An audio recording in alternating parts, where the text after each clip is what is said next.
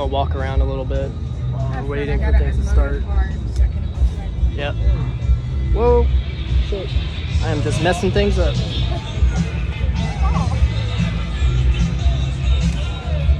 Alright, let me walk away from the music.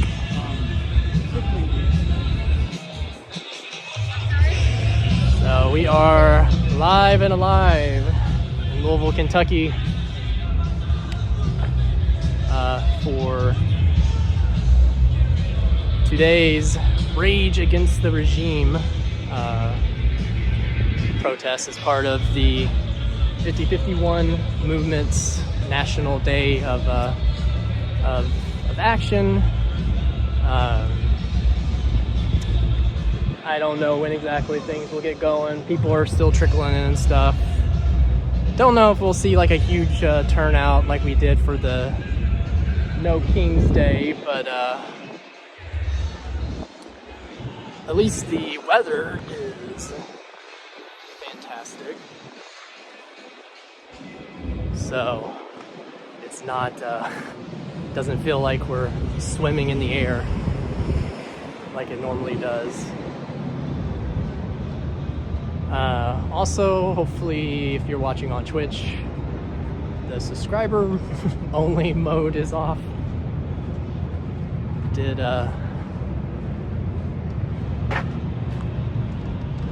commit a user error the last time I was live. People could not comment, so that was a little bit problematic. And if you haven't already, share the live. Also, those of you who shade. I mean, the weather's nice, but it still gets hot in the direct sun. If you're watching on Facebook, just in case it crashes like it likes to do, you can watch on YouTube and Twitch.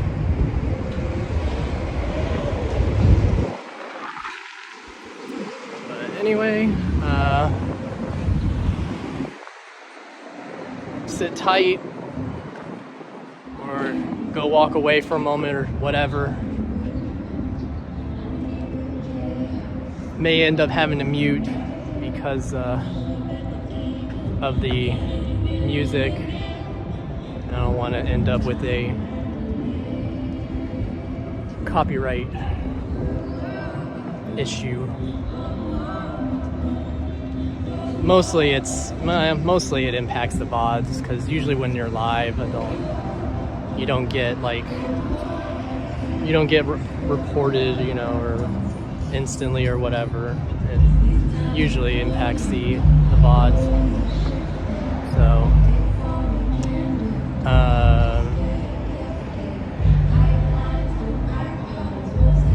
So yeah, if you want to ask any random questions or let me know how you're doing in the comments.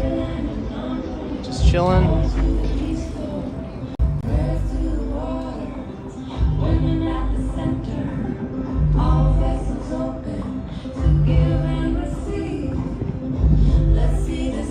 Alright, I am gonna mute this for a moment. Actually, you know what? No, it'll be fine. I wouldn't be using this part of the video anyway for a VOD later, so.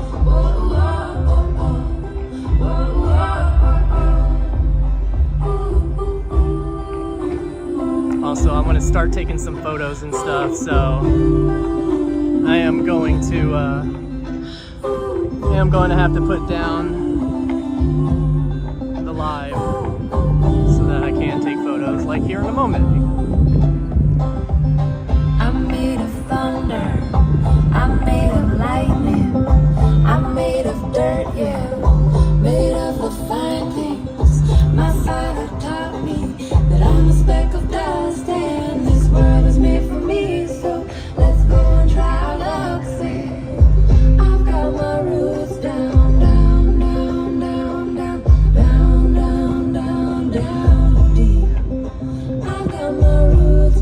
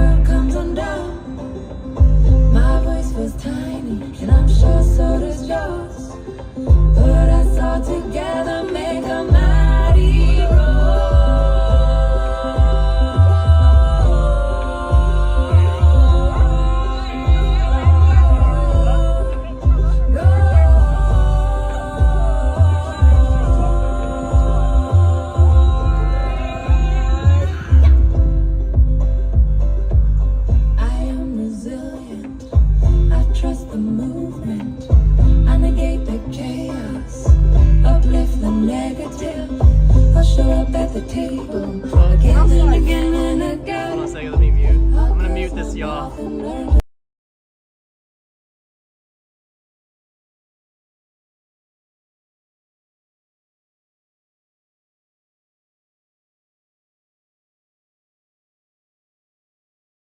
Because it's hot. Guess I will And the turn it back sun on for is her. very sunny. I say, I guess I will. We're turn it getting ready to back on get for started her. in a few.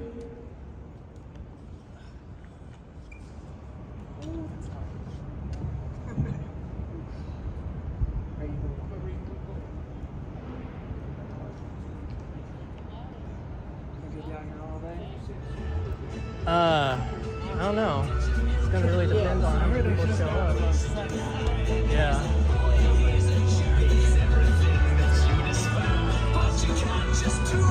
All right, yeah. I'm gonna mute for a moment so I can talk with a friend here.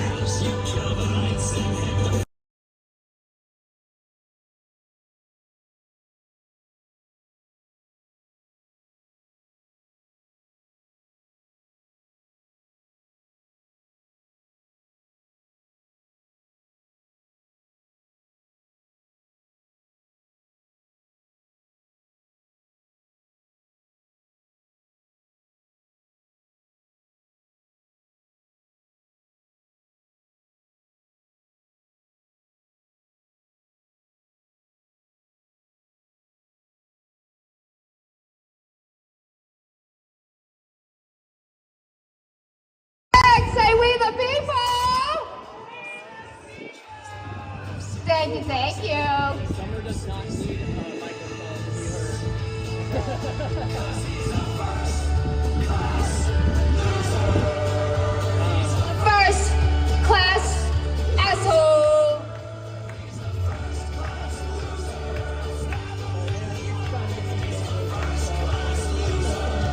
Some work lined up.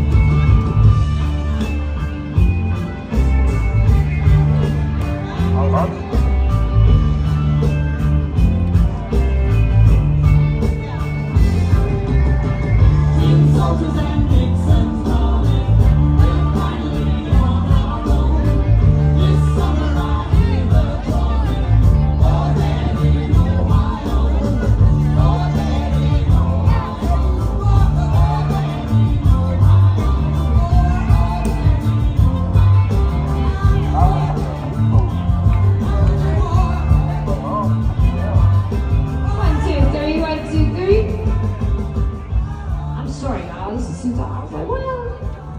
Chill, sis.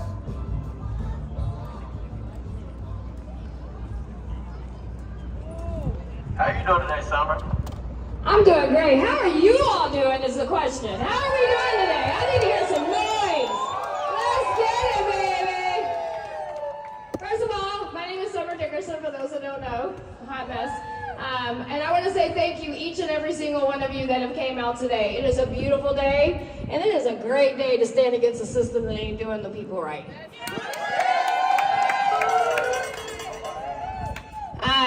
All right, so we are about give me 2 minutes. Let me check in on some things, and then I'm gonna start introducing our people. We got some amazing speakers today and all that good stuff. So give me 2 seconds, and I'll be right back. Hey, y'all give me 2 seconds. How y'all feel about tech?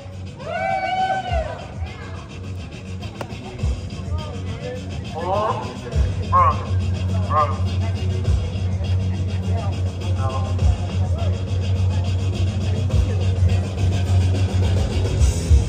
me what democracy looks like. This is what democracy looks like. Show me what democracy looks like. This is what democracy looks like. Show me what democracy looks like. This is what democracy looks like.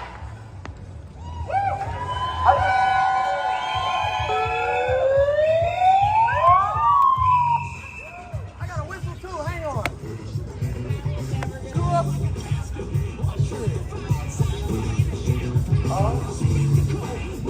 No justice! No peace! No justice! No peace! No justice! No peace! No justice! No peace! Damn right. Friends that everybody already knows, I'm pretty sure you do. You guys know what to say when I say, "Whole street!" On street! Hell yeah. There you go. Now this I'm time, gonna I want everybody to stand have this set and up. believe it, because guys, I mean I'm gonna be running around taking photos. On streets! Whole street! On Enjoy streets! speeches. On streets! Whole street! On streets! Whole street! On streets! Whole street! On streets! Whole street! On streets! Whole street! On streets! Damn stick! Yeah. All right, so we're gonna get started. So I got a couple things to say before we introduce our amazing speaker. So we have some tables across the way, as you guys can see. I want to give you a little update on some of them. This one, I'm going to talk about the 5051 table. You can get shirts for $25, and you can get 2 stickers for $5, and it does help us put on the events that we do. So everything that is spent there goes right back into doing these amazing events for all the people. So we appreciate everybody. Plus, y'all be looking good in them shirts. I'm just saying. Y'all be rocking it. Y'all be rocking it. I like it. Like right here, we got, yes, I see you. I love it. All right, so that is the table we're going to introduce in a second. I'll introduce another one after my friend Ron gets done speaking. I want to introduce him. He is going to be doing some poems today. He is an amazing speaker. He was here once before, but we had a lot of sound systems, so he was just so amazing we had to bring him back. So here he is. Can we give him a round of applause? Okay. Just so you know, that is recording. So, just I will not bow down, traitor Trump. I will not bow down to your kingship. I will not kiss your ring. I will not bow down, traitor Trump, to your fear-based, racist, street bully, thug tyranny. I will not bow down, traitor Trump, to your racially purified white America, to your dividing and conquering the USA. I will not bow down, traitor Trump, to your lies, lies, lies. You speak nothing but lies. To your intentional destruction of the USA, to your evil destruction of democracy. I will not bow down, traitor Trump, to your hate, to your billionaires, to your cult. Traitor Trump, I pledge allegiance to those who were here before you, to those who will be here after you are gone. I pledge allegiance to the woman I love, to my family, friends, and allies, to my guides and angels, both seen and unseen. Traitor Trump, I pledge allegiance to poetry, to music, to art, to the global literary community, to the beat, to the outsider, to the downtrodden, to the elderly, to children, to those who are unable to help themselves. I pledge allegiance to seeing into every day, into the ordinary, and being amazed. I pledge allegiance to clouds and coastlines, to mountains and oceans and eagles and wolves. I pledge allegiance to failure, to failing as no other dare fail. I pledge allegiance to taking risks, to wholly daring, to accepting responsibility for my own actions. I pledge allegiance to not achieving the traitor Trump dictator dream of success. Traitor Trump, I pledge allegiance to trees, to green grass, to brown earth, to wildflowers of every color, to wilderness, to turquoise skies, to rivers, lakes, and seas, to healing the earth. I pledge allegiance to the creative forces of the universe, to the word and to silence, to dreams, to birth, to the journey, and to death. I pledge allegiance to passion, to compassion, to empathy, and to helping those in need. Traitor Trump, I pledge allegiance to compassion, to resurrection of the heart. Traitor Trump, I pledge allegiance to democracy, to freedom, equality, and justice for all. No, Traitor Trump, I will not bow down to your kingship. I will not kiss your ring. I will not bow down, Traitor Trump. Thank y'all.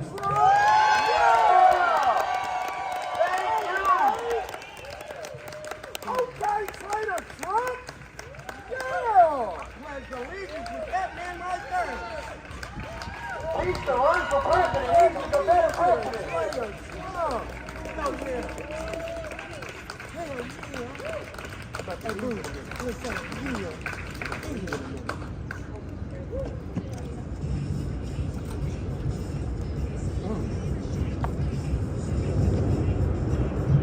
I mean, one more time. Let's make some noise. Real noise. Real noise. Let him feel that noise because he did an amazing, amazing, amazing job. All right, so our next table that I'm going to introduce, and I want you guys to go over to these tables, see what they're about, get involved, because again, that's a part of standing up against the system, is that we lean into the systems that are truly for the people, and that's what we create, right? So there's a lot of people over at the voter registration table, and so just so you know, they are definitely looking for volunteers. Anybody that does the work, you know that's always our biggest thing, is we all need volunteers. So if you can and you want to get involved, please do, because it's very important. They represent in Kentucky and Indiana, and if you got some felonies and you want to check out and see if you're being able to vote and all that good stuff, they also can help you with that. All right, so our next speaker is Miss Susie. Hi, beautiful. Can we give her a round of applause?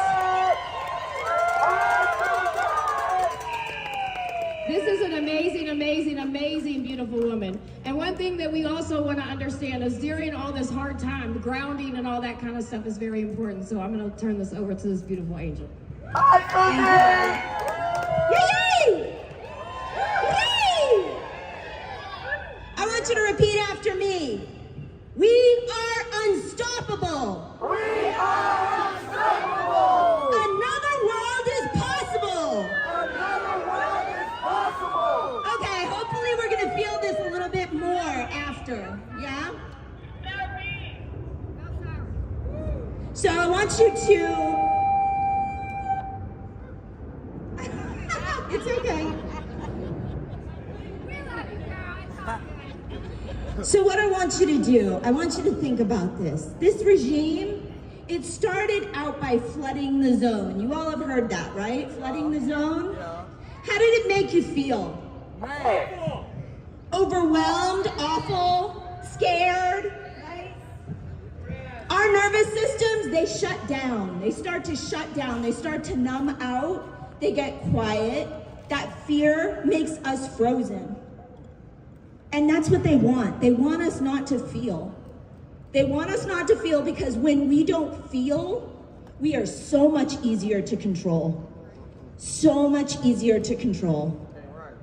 It's easy. They can just bring us like sheep to slaughter. You realize that, right? They want to kill most of us.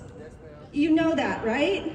I know it's horrible to say that. It hurts, it's scary, but that's the truth.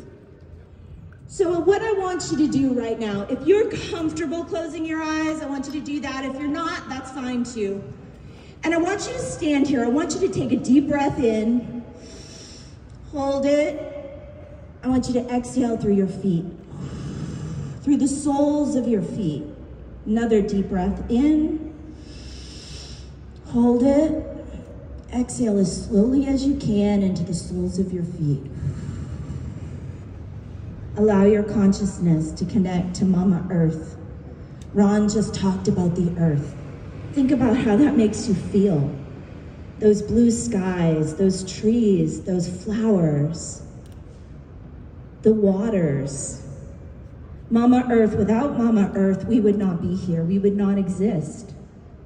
Everything that we have, our bodies, our food, our clothing, even technology, are the result of Mama Earth.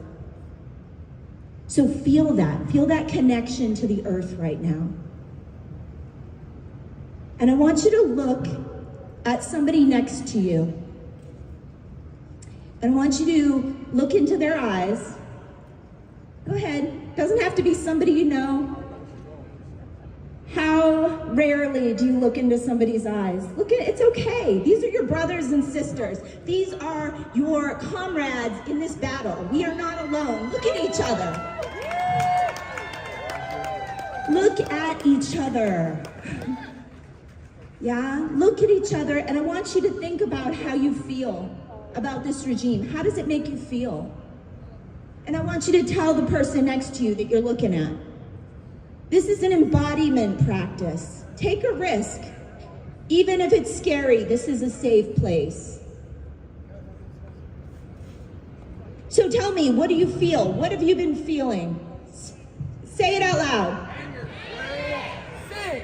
Anger, fear, sick. Yeah, do you feel that in your body? Where do you feel it in your body?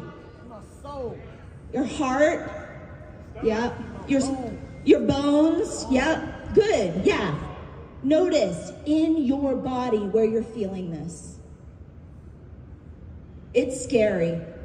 It's frightening. It's infuriating. And in this culture, we're taught that rage, that anger, that they're scary things, that we shouldn't express them.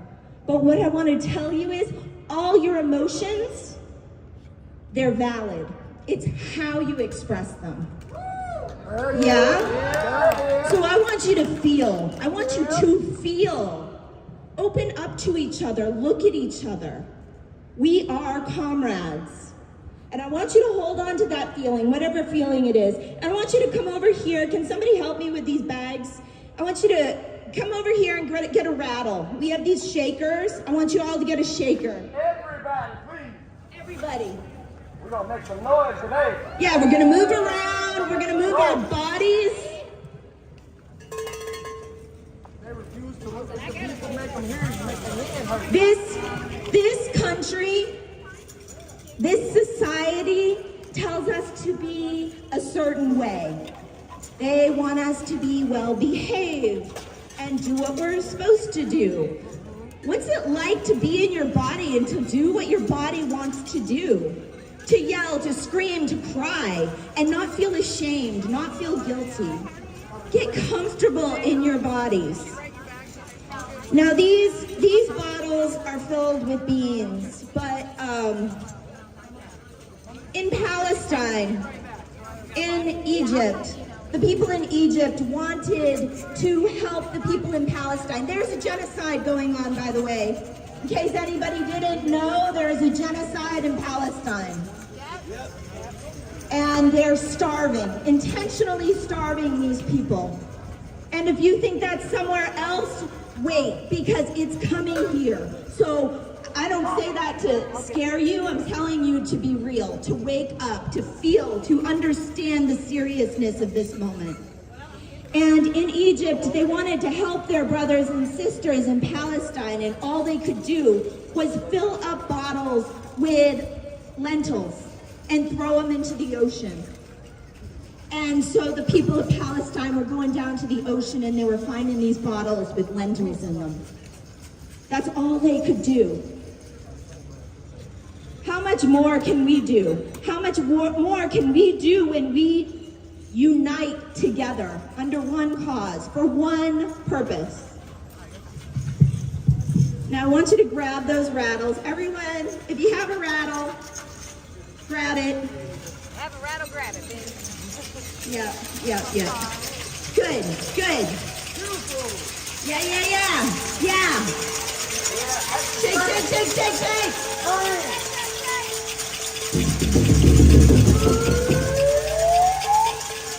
Now you all, I know you're shaking them like this. Shake them like you're fucking mad. Fucking mad. Shake that rattle. This isn't like playtime. Like I want to see that feeling in your body. I want you to stomp your feet. Are you getting mad? Feel it. Feel that anger. Let it come through your body. I want you to open your mouth. I want you to yell.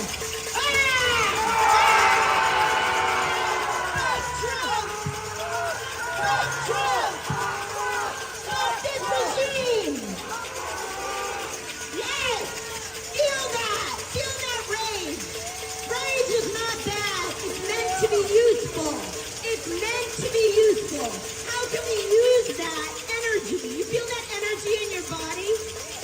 Yeah, you feel it? That is rage. That should be rage. Maybe it's anger. Maybe it's less than that. But we want to get up to that point where we can express ourselves fully. Another yell.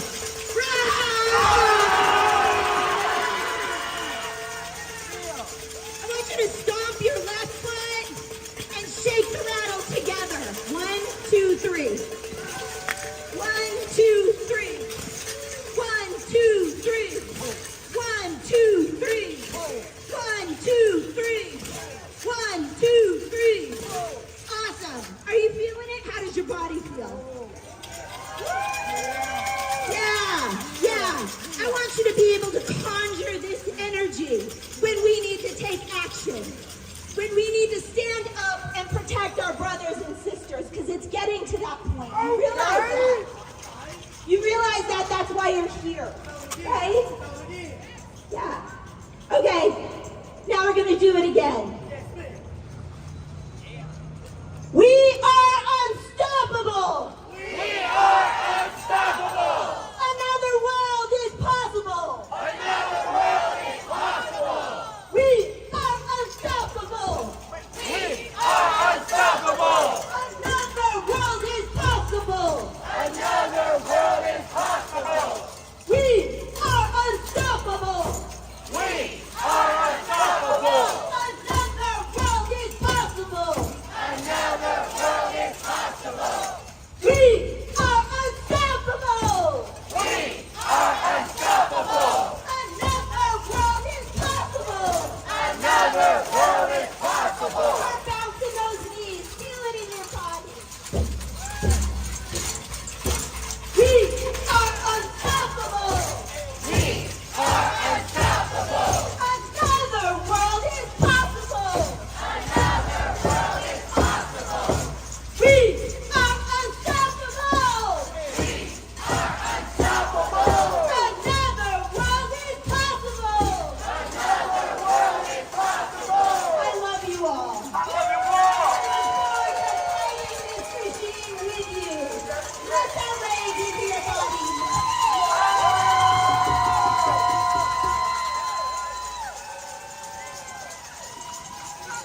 We are unstoppable. We are unstoppable! Another world is possible. Another world is possible! We are unstoppable. We are unstoppable! Another world is possible. Another world is possible! We are unstoppable. We are unstoppable! Another world is possible. Another world is possible! I know I'm being like that. Thank you so much. Thank you so much, beautiful. You are absolutely amazing. You keep a lot of us grounded, and you are just amazing to me. All right. So our next tent that we are going to introduce is our water tent.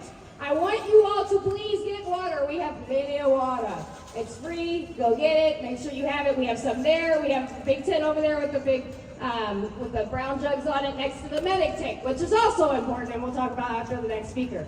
I want to introduce our next speaker, Ms. Chanel. She is amazing. She does amazing, amazing work in this community, and anytime she's got something to say, I promise you, you need to listen.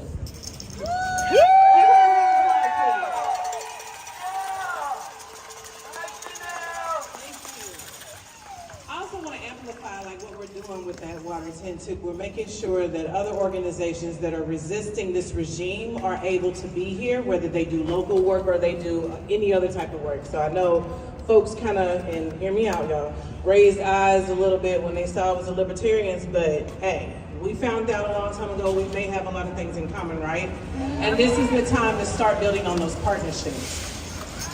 Yes, with the rattle. Come on with the rattle.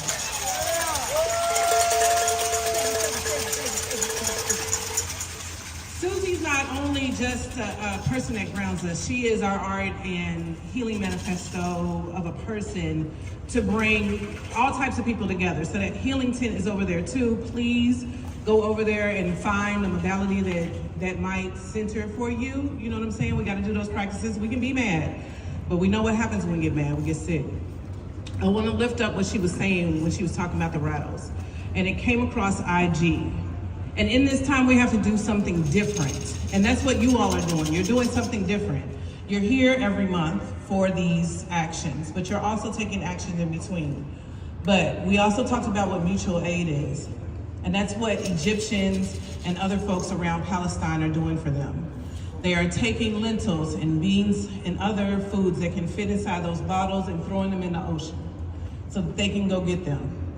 And it was surprising the Palestinians just out, you know, trying to do what they can to survive, to find these bottles, and they finally made it to them. This is not a long time ago story. This isn't something that we find in fairy tale books that we read in first grade. This is happening in these days right now. And I know we feel like there's nothing that we can do, but there is. And you don't have to go far to find people who are without food. And we can also learn from like each other, but what we're doing in just places across the city, even in the state, of how to make sure that we can have food for each other. So that's the first thing I want to lift up, that mutual aid is not only finding a link and donating money. That's not mutual aid, it's called charity. It's called donations, it's some nonprofit work, right? That's not gonna save us at all. I mean, I think people think these tax statuses are gonna do that. These tax statuses are now underneath this regime. You have to abide by this regime to make sure that you can share your wealth with a tax write-off, right? So what we're going to do is, and I've said this before, go out and meet your neighbors. And if you haven't done that, you absolutely must. I think this group has been out here since February after the executive orders kept coming down. This is an action that you must take. And if you must take it and being angry, absolutely do it. I need to know who you are for my safety, but also yours. And in building that safety structure with each other, you then learn some things, right? Sometimes some of your neighbors, you didn't even know what the fuck they did. Like, oh, you did that? I didn't know that's what you did. It's kind of scary not knowing what our neighbors do. And we live right next to them. And sometimes I think this group takes that for granted. On the other side of the city, we have to know who our neighbors are. We must know who our neighbors are. I live in Shively. And if you don't know the history of Black folks living in Shively, you have to. We couldn't live there for a very long time, and we couldn't live in many parts of the city for a long time. But when Ann Braden and Carl Braden, some of the homies, right? When they decided to buy a house for Black people, for a Black family who couldn't buy a house, not because they didn't have any money, because it was Black, people bombed it. Some of us live in that legacy now. We live in a legacy where Shively is one of the most Black populated cities in Kentucky. And that's what change does. Did they knew that they were gonna get bombed out of that house? No, they didn't. But they did the work anyway, against the Sedation Act. So even during that time, they felt like they were up against the wall, but they still organized and they still did it.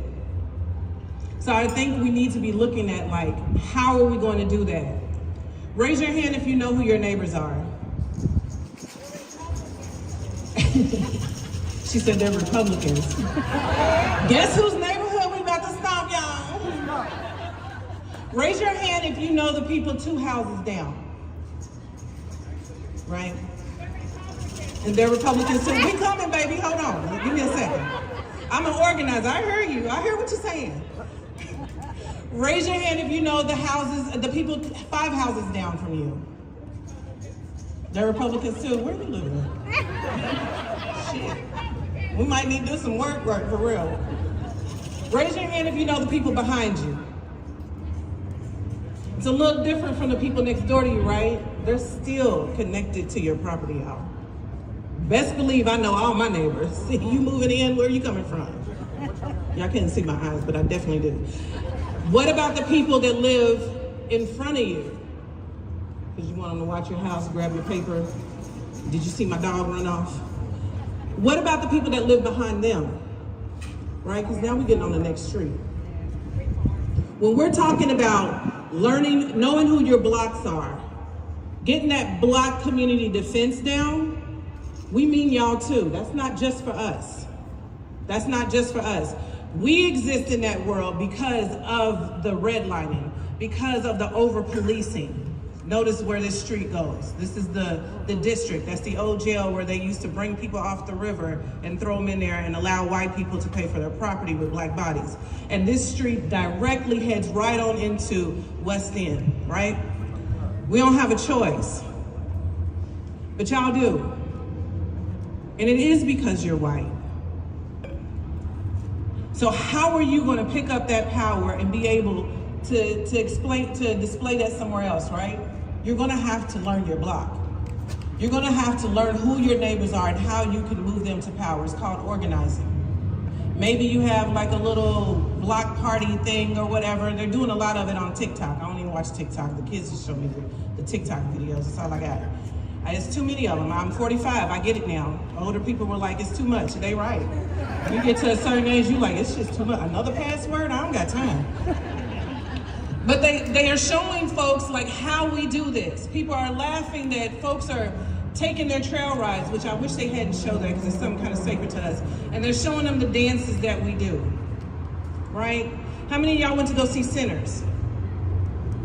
Not enough of y'all. Go see that movie and get another look into Black historic life for us and how we keep it alive, because nobody's gonna tell our stories in history books. In that is knowing who you can not only just like eat, cook with, or whatever, shop with, who you can party with. Those parties are not just parties. We're looking into the faces of the people who are willing to be in that space. We're looking into the face of people who are willing, an insurmountable amount of tragedy, to have joy, right? This rage is not only about only staying angry, it's about what the fuck you gonna do because you are angry. And I'm demanding that you all learn who is in your neighborhood and on your blocks. Like she said, Republican. Raise your hand if you're willing to knock each door in her neighborhood and let them know that we're here. It's not enough fucking hands up. And that's the problem. That's the problem. We're in a group chat right now talking about how we can amplify what's getting ready to happen in these midterm elections. This happens all the time. Organizers don't stop. I wish they would. I gotta turn chats off. Because I know they're stressed out. How do we get y'all to move? We're doing a lot of organizing training pieces here at the protest because we can't get you outside of the protest, or we can't get y'all on a regular time to just come to an education place. People want to ask, how long is it gonna take? How long is the meeting? As long as it's gonna fucking take until we get it. As long as it's gonna take. If I have to be in trainings for 12 hours, so do you. If you love what I'm talking about, then I want you to pull up. What I'm naming is how to build community defense. We all are surviving off the tactics of Black Panthers today. They had no choice. They are political prisoners right now, in jails and prisons, dying, being poisoned, many of them by cancers they never had the year before. And now that he's back in office, they are dying in insurmountable numbers. And what did they do? Very much illegal actions. Some of them stole money off of the money trucks because there are no resources that were coming into those neighborhoods at that time. I'm naming it because I'm looking at the ages of the people that are here. You were alive then. Some of us weren't, but you all were. This is what was happening. They were tearing down their homes right in front of their faces. Children go to school one day, their house is gone, or their apartment is gone the next day. And then we ask who the parents are of the kids who are still living in situations like that. We have to learn community defense. I have to know that I can build care for my community. I'm gonna make sure I know where the food is at. I'm gonna make sure I know how to navigate certain services. And I'm gonna also make sure I understand like how we learn those services. It doesn't matter what they are. It can be school, it can be the doctor, it can be any of those things. That's community care. We have to know where those things are at. When we move into community safety, it means that I'm willing to be able to learn more on behalf of you and anybody else that's vulnerable in my community. There are elders. People ask us where most of our work is at. In the elder homes, you have 50-11 grannies, right? Jesus, it's a lot. Plus they know how to text. And they will text you. I'm like, why you just didn't call me? But they are vocal. They may not get on Facebook, they do. They may not get on these other platforms. They may not come out here today because they've already done it. How do we make sure they have the things that they need? And then they call us to call whoever because they're not about to do it. And we bring them to them so that they know these are the people that you see. So just knowing who your neighbors are is just a level of community safety. When we move into community defense means that we know how to do whatever it is that we need to do in case something happens. Raise your hand if you have immigrants in your community. If there are black and brown people that live in your community, right? Any of us can be taken at any time. It has nothing to do with status. I think it's heightened right now because we love putting a lot of money into ICE, but literally any black and brown body could be taken at any time because they can and they've been doing it.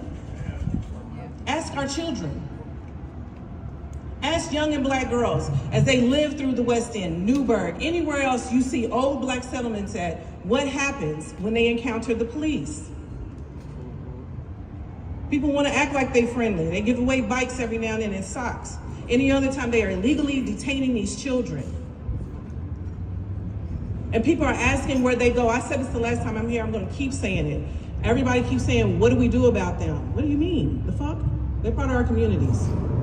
So we have to pull up. I have to be able to name and say this story for them because they don't know that this place exists. It's okay, it's friendly. I had to look at it. They don't know that they can speak out. Their parents don't know that they can speak out, and their parents come from all different types of backgrounds. They're not all on drugs. They're not all poor. They're not all missing. We don't do enough building with young people in any community. When's the last time you planned an event and somebody was 16 sitting across from you? I know it. When's the last time you built an event and a child came in the room and you were like, no, go over there. You might as well raise your hand. Y'all know y'all did it. Listen to the kids. They know what they want to see. When's the last time you sat in a room with 20-year-olds and just heard what it is that they're talking about and what they want to see and what they want to build? That is community defense because we don't do it enough. And we can talk about being mad at this regime, but literally little young blonde-haired heifers are sitting at our tables right now making decisions for us who have not a goddamn clue about what they're doing and what they're saying. That's extremely dangerous. So somebody is letting young people in. If we want to win, we have to build community. Rattle if you want to win. I mean, fucking rattle if you want to win. Right? Because voting ain't gonna get it. Because voting ain't the only way it's gonna happen, right? So we are gonna have some organizer trainings that happen. When you see that, go out, try your best to make it. Do not ask how long is it gonna take, as long as you to fucking get it. And I mean that, right? Because we need more organizers. We also need a lot more people willing to do direct actions. And I mean all kinds of direct actions. Y'all know what type of direct actions I do. This is fun, this is cute. I'm getting suntan too. But I like to do some that would absolutely shut some shit down. And I mean that. If it was not for ancestors, my ancestors, disrupting the system, saying, no, I will not. No, I cannot. No. We would not be here today. None of us. None of us. This is the second day of Black August for Black liberationaries. We honor the resistance that Black people have taken forward, not only this country, but for ourselves, for building community defense for ourselves. And of course, Mother Harriet is the main one we lift up. Everybody loves her because she snuck off and snuck people off. We love her because she built. She said, oh, I ain't got shit for me. I'm gonna go ahead and build it. I didn't have a house, I'm gonna go ahead and build it. And as she got old and the things that they needed in the community, she went ahead and built it. I love when people are at work supporting us. If you don't get your ass out that truck, and I mean it.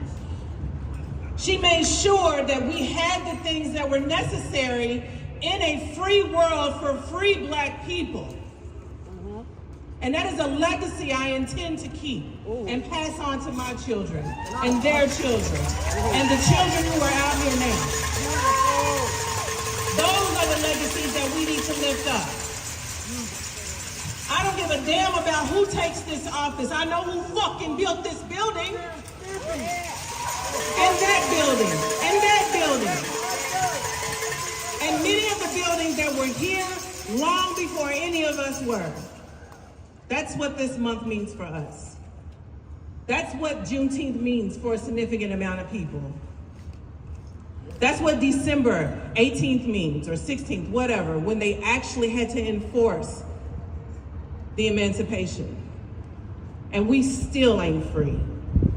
So if we're angry, let's get prepared. If we're angry, then let's really do something about it. And I don't mean just yell, do something. I mean actively. Get fucking active with someone. Get your news from there. Learn how to do the research. And I hate when people say, go do your research. I'm not getting ready to do that because they keep changing shit, erasing shit, deleting shit. And I'm not even talking about just only look online. Get into them books. Y'all know how to do it. I also want you to know that you are not alone, and you need to tell people this because people are really losing it right now. They really think that they are by themselves in this. We are in a nation full of folks who are fucking pissed off that people can break the law and then tell us what to do and then jail us and then throw us in detentions. Yes, rattle.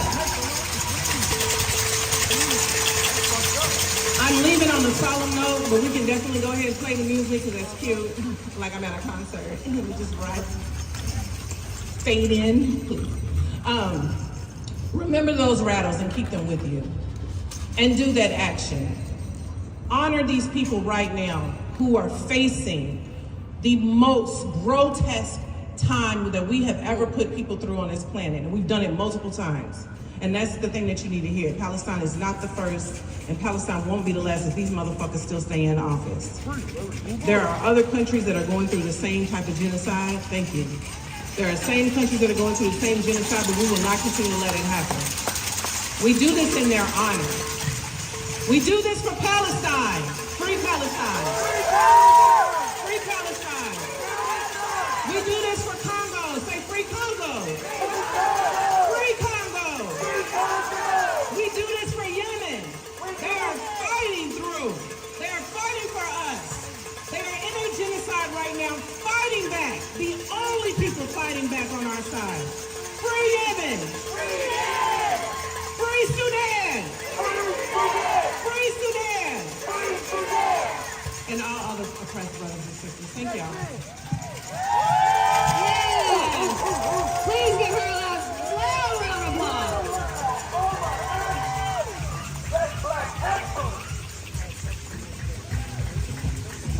Okay, we got some music. I see. Get your booty down here.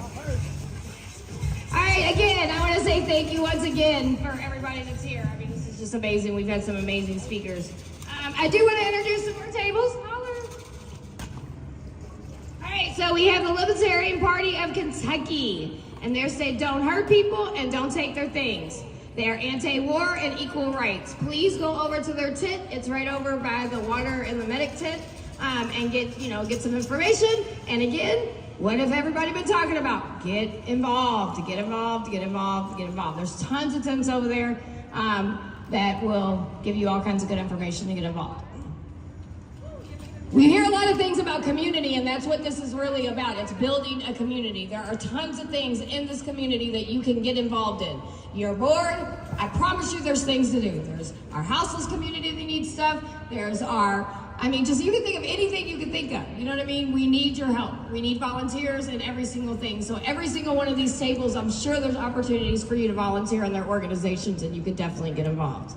All right, so our next speaker is a young man that I have been able to watch completely just grow and walk into his power and into his voice. He is one of my protest brothers, Robbie. Give it a round of applause, Robbie. I'm very proud of him, and to watch him just really get disciplined and different things like that. So he is going to speak for us. Okay, I see you all. Look at you. All right, let's give him a round of applause, everybody. Yeah!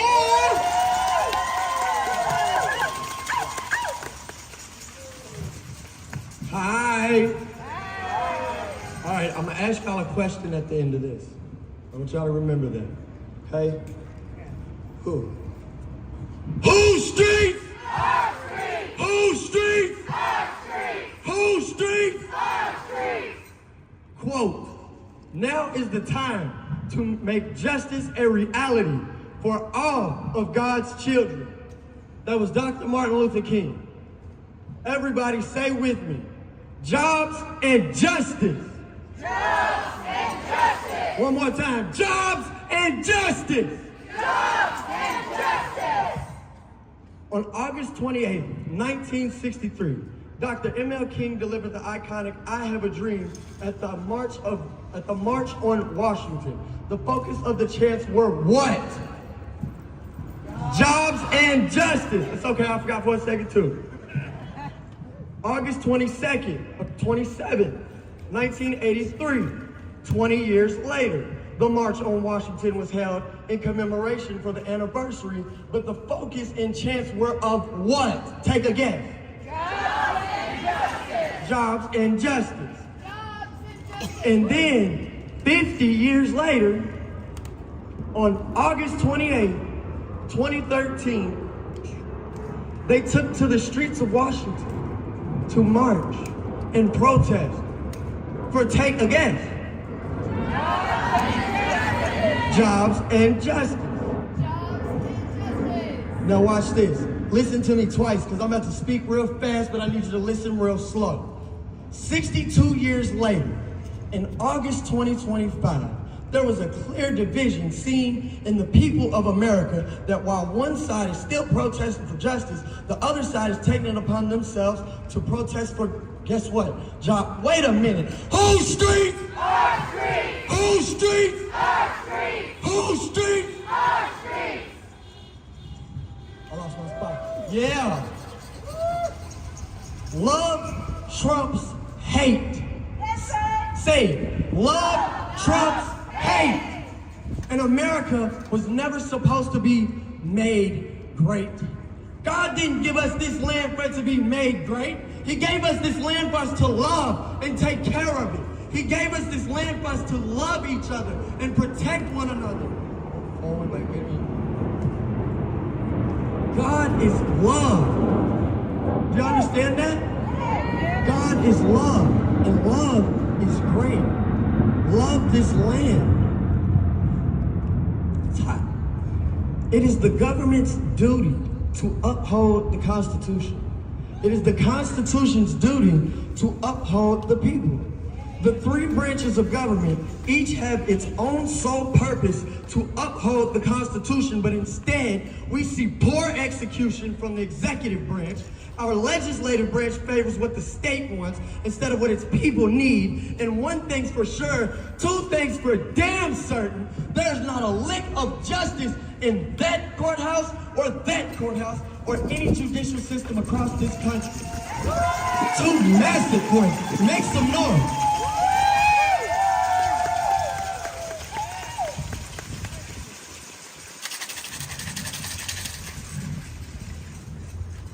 take some more.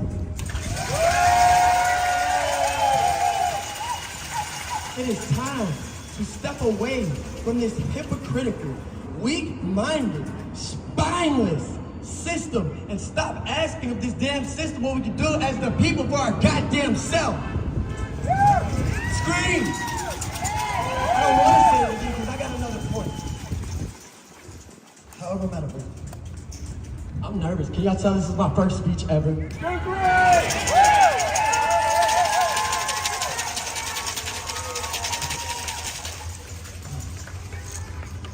So for the ones who want to see true liberation, for those who want to see an end to the senseless oppression of innocent men, women, and children around the world, for those who see freedom for all as not a chant or a suggestion, that is a God-given right. I don't know what you call it, but you were born, it is your right. Acknowledge that. This is your right.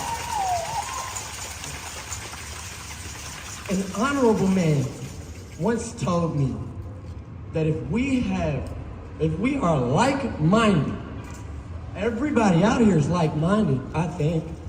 Similar-minded, correct? I didn't hear you.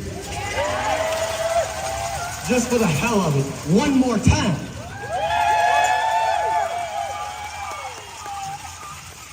If we are like-minded on reparations and justice for our people, your people and my people just as well, because we are the people, then we are brothers and sisters indeed. You felt that? Okay, thank you. Say it aloud, please. You are my brother. You are my sister. Y'all are making me so nervous. Look, okay, but here's where shit gets real, and I need y'all to hear me. Now, we stand in unity to build community. Wait, everybody say that because I liked it. Unity builds community. Unity builds community. Whole street? Damn Skippy, and look, now we unite in the name of Breonna Taylor. Wait. I was supposed to just shoot him out, and I want y'all to get it the way that I wanted y'all to.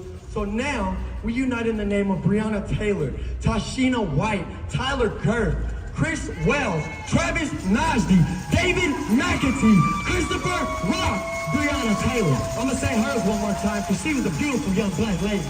Breonna Taylor, right? Emmett Till, Kendrick Johnson, Malcolm X, ML King. I gotta sit before I fall.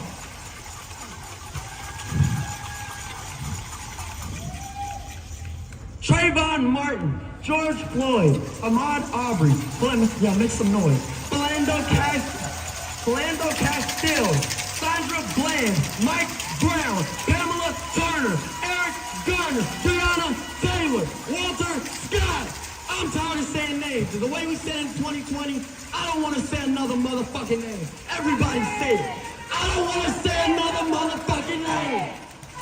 Cool. Now with that being said, I'm gonna stand up for the rest of the people instead of just myself. With that being said, clock it. These are facts. In the name of the 170 missing and 134 confirmed dead in Texas from the floods, from the 2,300 children that go missing every fucking day, free Palestine, Iran, Ukraine, Iraq, Puerto Rico, Guatemala, and the Kingdom of Hawaii. I didn't get that one out. And the Kingdom of Hawaii.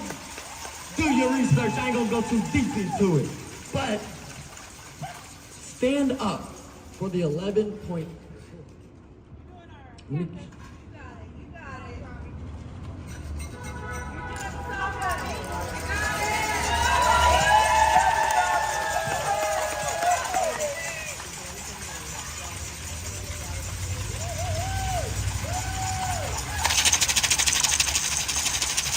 Y'all gotta give me a second. I'm gonna come back. Y'all made me cry. I'm mad at y'all. Let's give it a round of applause for Let's Take Them Chairs,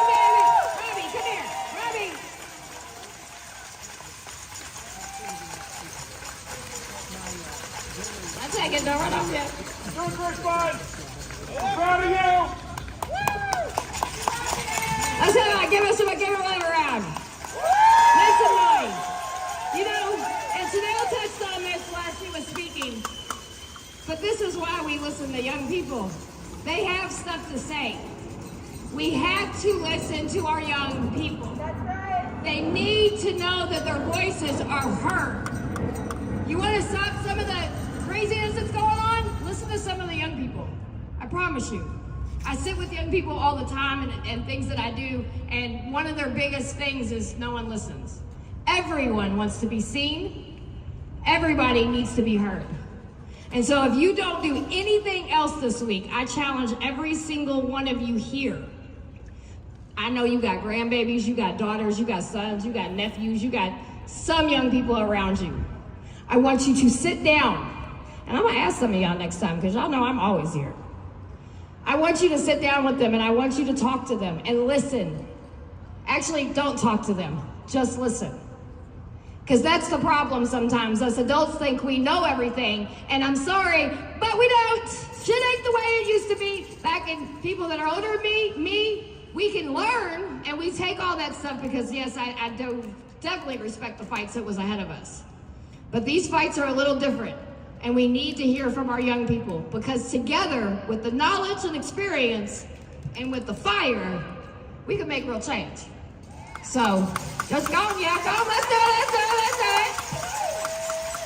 All right, so he's gonna come back on and finish his speech.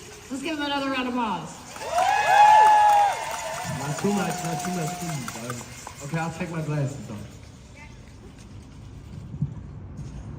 Cool. In the name of the 170 missing, and the 17 missing, and the 134 confirmed dead in Texas, the 2,300 children that go missing, like I said, every day. Free Palestine, Iran, Ukraine, Iraq, Puerto Rico, Guatemala, and the Kingdom of Hawaii. I could name places to free all day, but I got some more facts for you. Let's all stand up for the people that can't stand for themselves. You want me to give you a couple of examples? Real life today? Okay, so stand up for the 11.8 million people on Medicaid. That's a lot of people, right? I wouldn't believe that ain't even the beginning. Stand for the 7.4 million on Social Security disability. They're disabled, damn it. Okay, next one. The 7.4 million on food stamps. If I said it already, I'll say it again. People deserve to eat.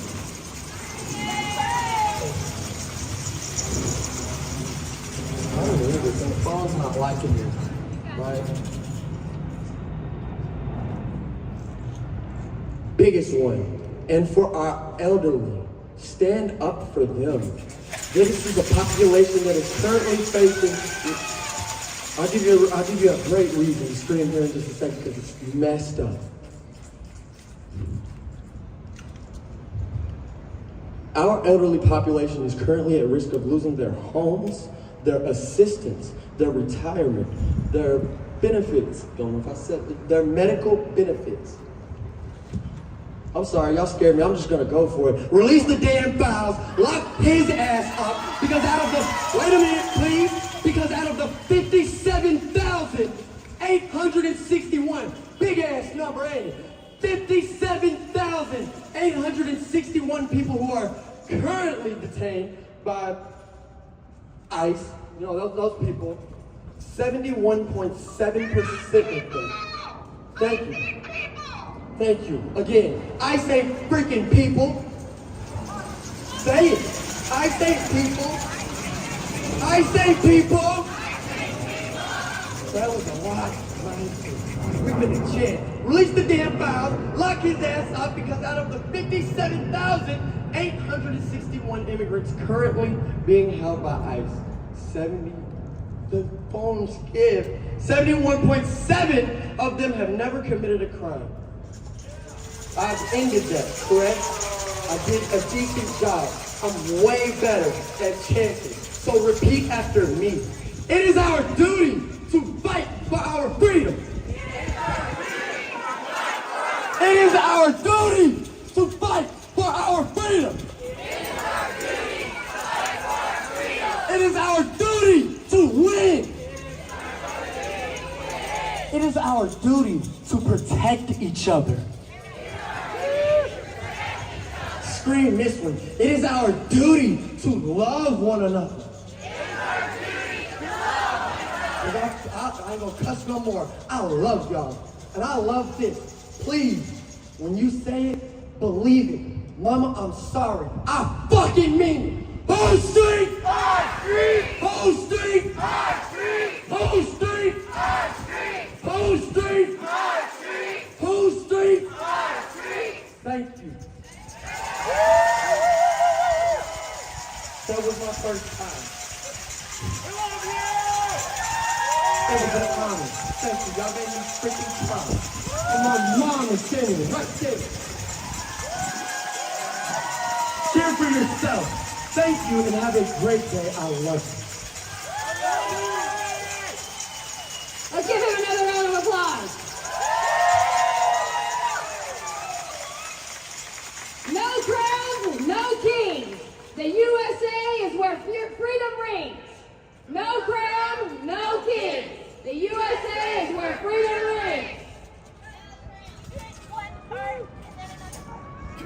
Yeah, that's it. No crowns, no kings, and then, okay. No crowns, no kings. No crowns, no kings. The USA is where freedom reigns. USA is where Sounds freedom better. reigns. This is why we listen and learn from each other. Holler. No crowns, no kings. No crowns, no kings. The USA is where freedom reigns. USA is where freedom reigns. All right, so I think we have, let's see, oh wait, I want to introduce a couple more tables. Let's see. All right, so we also have the Fairness Campaign. They do tons of amazing work. Yes, please, let's go on. Yes, that's right. Give them their flowers, give them their flowers. They do a lot of amazing work in our state. And I really would love for you all to please go volunteer, go get educated on their organization. If you don't know, you need to know. So please do that. And then we also have the Louisville Democrat Social of America, right? I got that right? That was a mouthful. Definitely go check them out. You want to talk about powerful young people that are doing amazing things in this community for this movement and everything. Please go check them out. They're in the red tent over there. So, yes. Well. All right, we're going to do a couple, let's see, we're going to do some more chants. I actually tried to get some, so. Yes, and we're going to give you guys a date for the next action as well. All right. Here you go, here's Snow. Look, I almost lost it. I do want to lift up something real quick. That chant that Robbie just did is a Black liberation chant. And that chant comes from somebody who is definitely wanted by the United States. They have blamed a killing of a cop on Assata Shakur, who was with the Black Liberation Army at the time. And what they did was protect their communities. And they did that without vein. And she is exiled out of the country on her own, but also safe. And the U.S. goes to look for her ever since. That bottom of a letter is what we chant. And that chant is absolutely for us, actually. And it is to remind us that we have to keep going, that we have to continue to keep fighting for our liberation, because nobody else gets free until Black and brown people are free. So I want y'all to know that when you say that chant, I want you to know that that's some hard shit to say, even though it sounds easy. But that chant is to recognize that, like, we are under bondage because Black and brown people are under bondage. Jails and prisons don't exist because they're fair and easy. They're there because they lock away and disappear people. That's right. And with that being said, my phone is locked. Try to be smooth.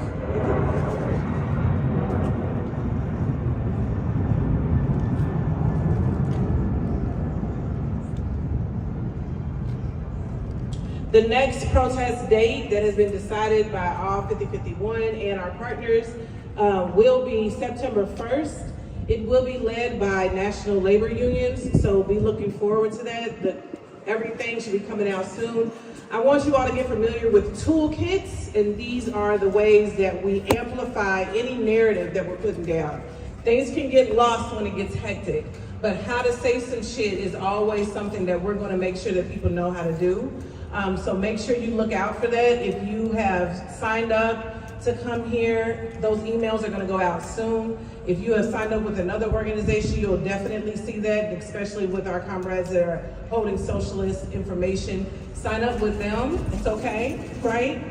Even our libertarian homies, like sign up with somebody so you can keep up on the information that's coming out. If you know a labor union, definitely get with them. Be there as an ally for them. We need everyone to join a union very much soon. General strike, yeah, come on. Or we just keep paying into this shit. And I don't like paying for shit I ain't gonna use. Outside of that, you get ready to finish these chants. Okay. What we want folks to do is definitely come back across the street and we'll start speaker's box over there. And yes, that's open mic, and that's like my favorite thing, because that's where you all get to talk and you all get to do your own voice. I think that is so important. That's one of the most favorite things that I love that we do, is hear from you all, because we all sit with all kinds of in us, and we need to get it out sometimes. Woo! Yeah, thank you! All right, we're going to do a couple chants, and then we're going to go across the street. Say it once, say it twice. Say it once, say it twice. We will not give up our rights. We will not give up our rights. Say it once, say it twice. Say it once, say it twice. We will not give up our rights. We will not give up our rights. Say it once, say it twice. Say it once, say it twice. We will not give up our rights. We will not give up our rights. Say it once, say it twice. Say it once, say it twice. We will not give up our rights. We will not give up our rights. Power to the people. No one is illegal. Power to the people. No one is illegal. Power to the people. No one is illegal. Power to the people. No one is illegal. Power to the people. No one is illegal. Power to the people. No one is illegal. Say it once, say it twice. We will not give up our rights. Say it once, say it twice. We will not give up our rights. Say it once, say it twice. Say it once, say it twice. We will not give up our rights. We will not give up our rights. Who's got the power? We got the power. Who's got the power? We got the power. Who's got the power? We got the power. Who's got the power? We got the power. Who's got the power? We got the power. What kind of power? People power. People power. I think that was all supposed to go together and I split it up, but we're doing this together. You're doing great. What is it? You got it. You're doing Yes, great. thank you, thank you, thank you. Who's got the power? We got the power. Who's got the power? We got the power. Who's got the power? We got the power. All right, I want us to give a shout out to all the tables that have came today. I want to give them a round of applause. Let's shake. Up behind us, scream at them. I Yeah. also want to give a round of applause to our live streamers that are all out here. Thank you all. Check them out.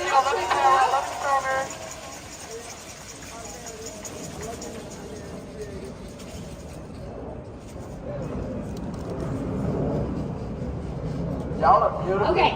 Ooh, this is fun. I like this. Oh, we got something fun, y'all. All right, I need a couple strong people to help me with something. So first, before I tell you what we're gonna do, volunteer. Come up here. Come on. Whoever's gonna help me. I need one more strong person, please. It's legal. It's legal. I promise. We're not doing it. I'm not. Jail support. Thank you.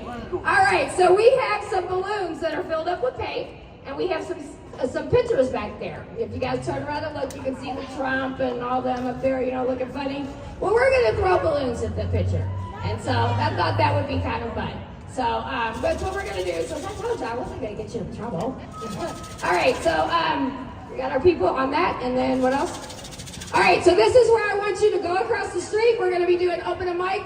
Please grab some water. Oh, wait, no, hold on, don't don't go across the street. We're staying over here? Okay. We're gonna go by the trees. We're gonna do like a picnic. Well, not a picnic, but a chill spot. Alright, because that way you guys can hear everybody. We can use the mic and everybody's out of the sun. Holler!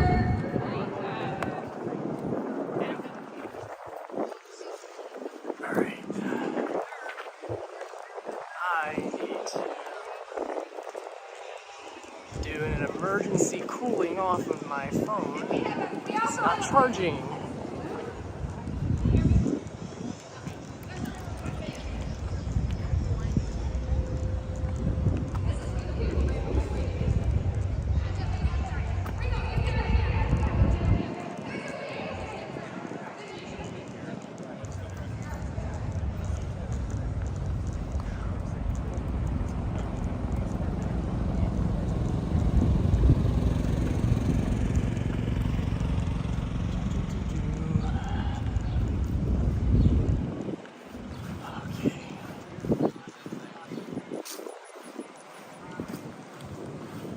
Bear with me a moment here. My phone is not cooling. Well, it's not charging. My phone is not charging. I think it needs to be cooled down a bit, so I'm gonna do that in my car.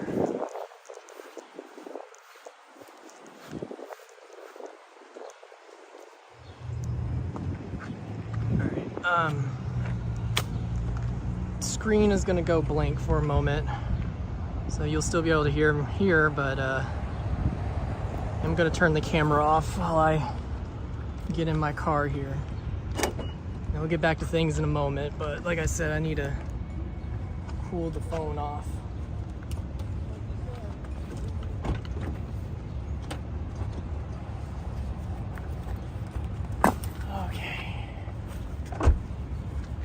I need to unplug, disconnect from the gimbal.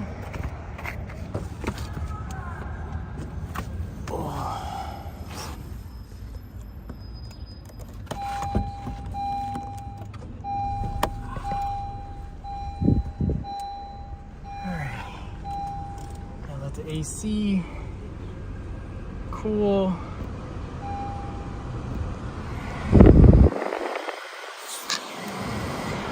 My phone's very hot. Battery's at 65%. It's terrible, but I had it plugged into a battery pack. So, apologies for the noise from the AC. We'll be back momentarily. Actually, I'm gonna go ahead and mute it. Listen to that.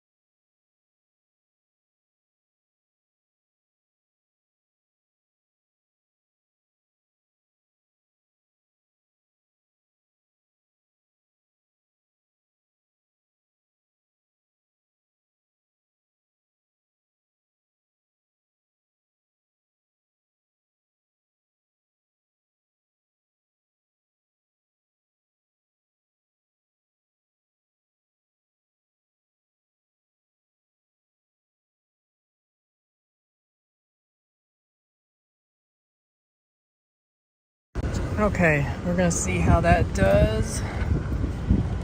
Now I'll be able to see if it charges.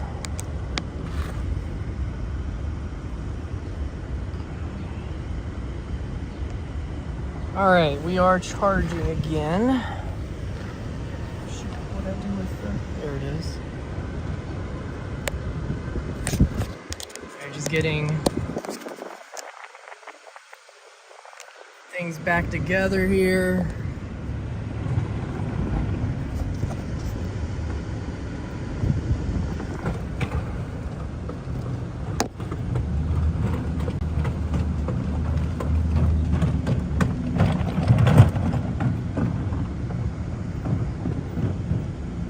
Okay.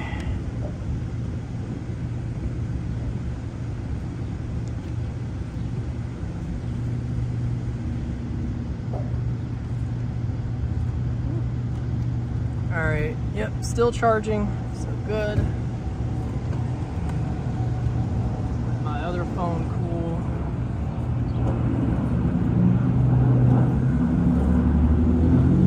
All right, we are back in business. Just gotta keep a closer eye on it.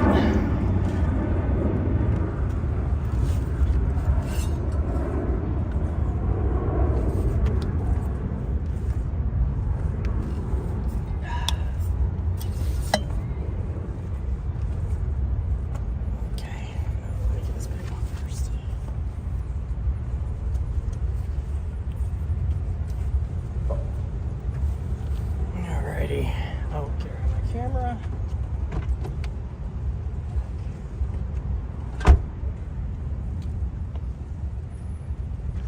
The weather's not bad today, it's good, but technology hates direct sunlight when it's, you know, warm out. Alright, get back over to the action.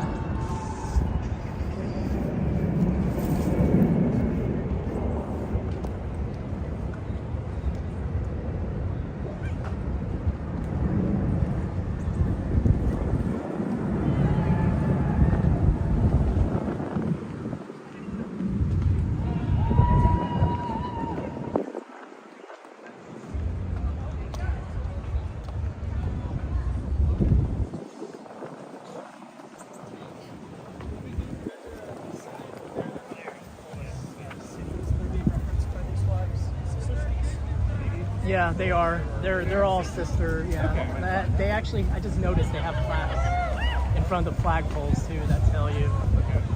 Yeah.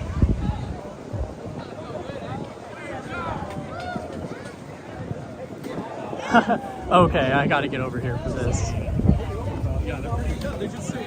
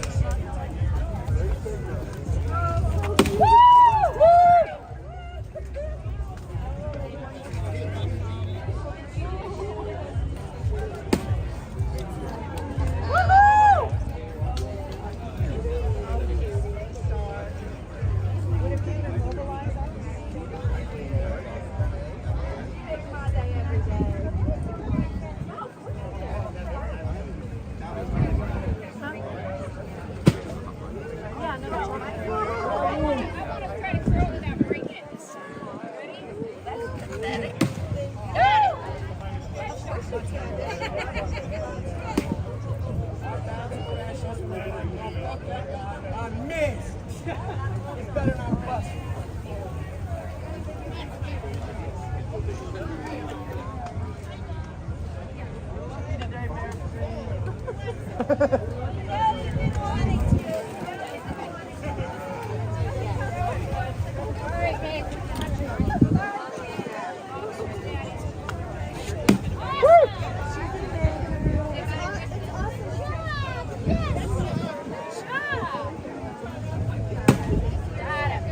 Body shot.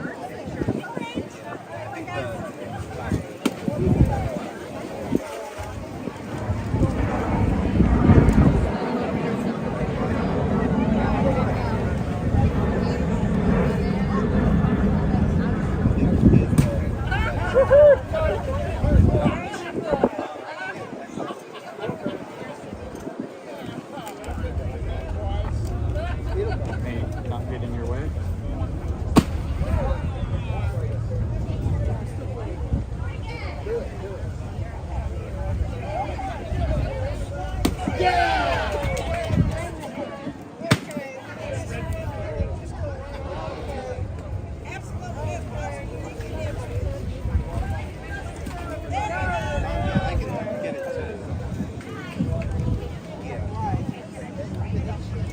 How's that feel?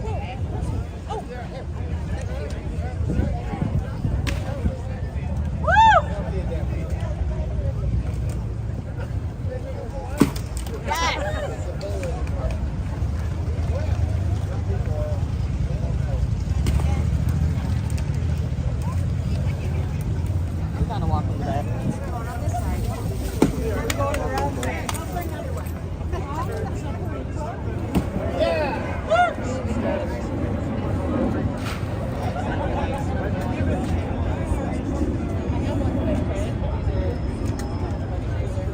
You okay? Oh my gosh. Ooh, that's a nice set. That's a nice set. I like that set. That's a nice set.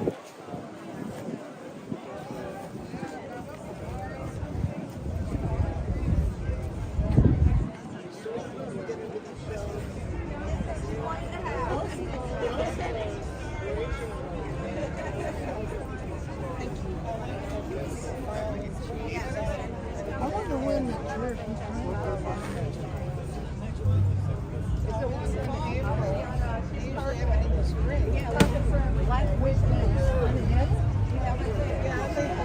I didn't know that you wanted to go because I wanted to go. I just wanted to go and look at it. I know it.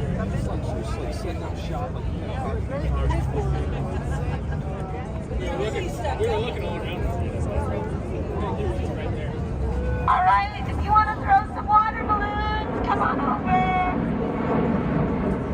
Get your anchor out. You know you don't like them.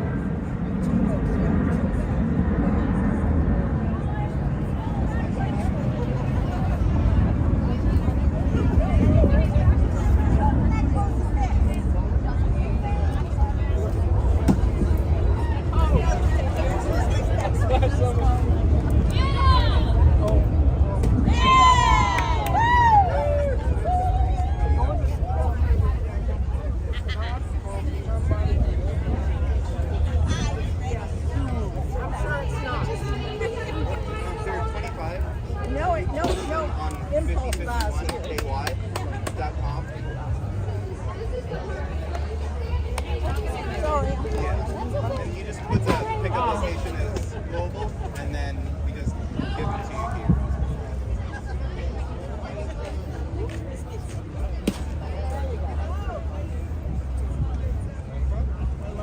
Anybody else want to go?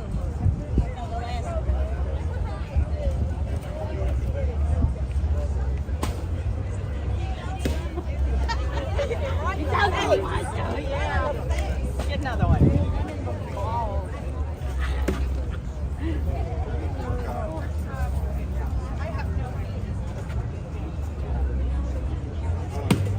You have to order them on the and then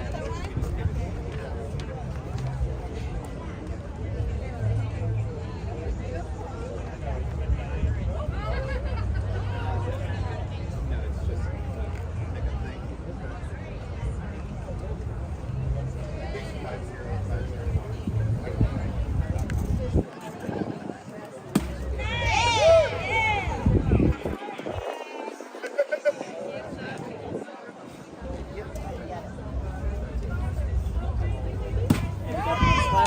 Yeah, I've been trying to do shots over there. And it's like, well. Keep trying to get it out of it actually hitting more and exploding, but the frames just are not lining up. What? Yeah, that's... So this is open mic. It's sometimes... Yeah, that looks plastic. It is plastic. Oh. Yeah, you're right. Okay, it is plastic. Okay, I was about to say.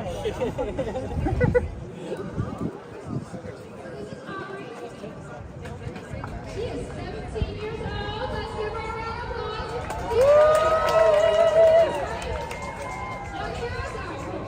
So we're going to get back